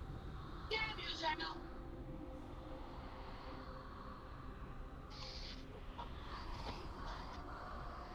Okay. You can.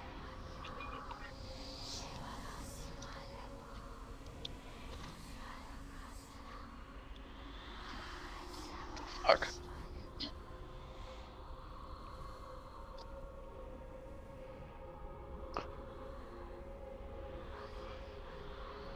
Nobody touch her. She is mine. You are too late, Taylor. I have opened your brother's mind to the truth. That is my victory. And you will go with me to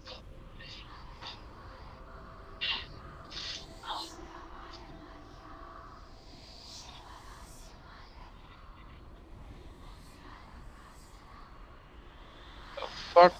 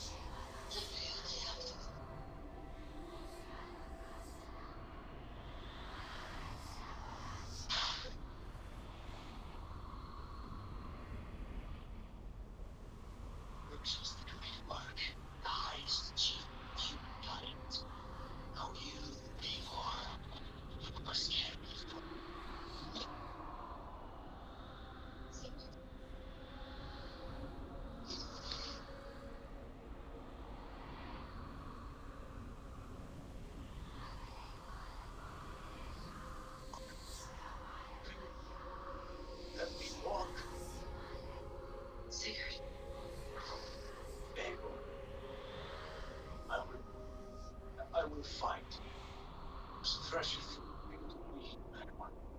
What has she done to you? April! We delayed him as long as we could. Reinforcements from Winchester. Get Sigurd to a boat. We'll hold them to the same railway. Quite well. Find us a session. Archer! To the wall!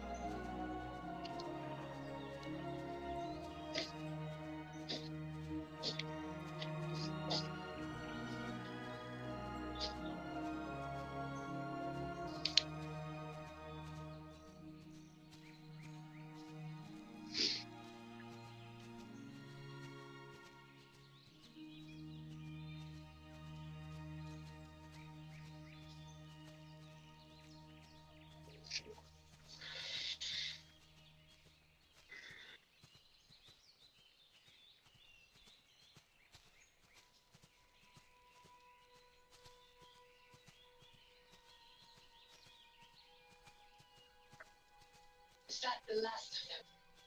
We have beaten them back for now, but without Guthrum's army.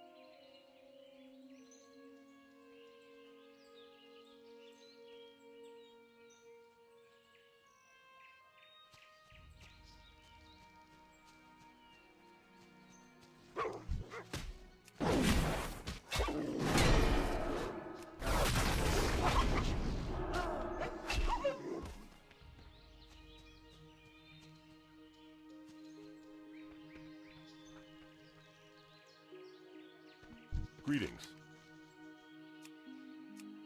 Light bless you.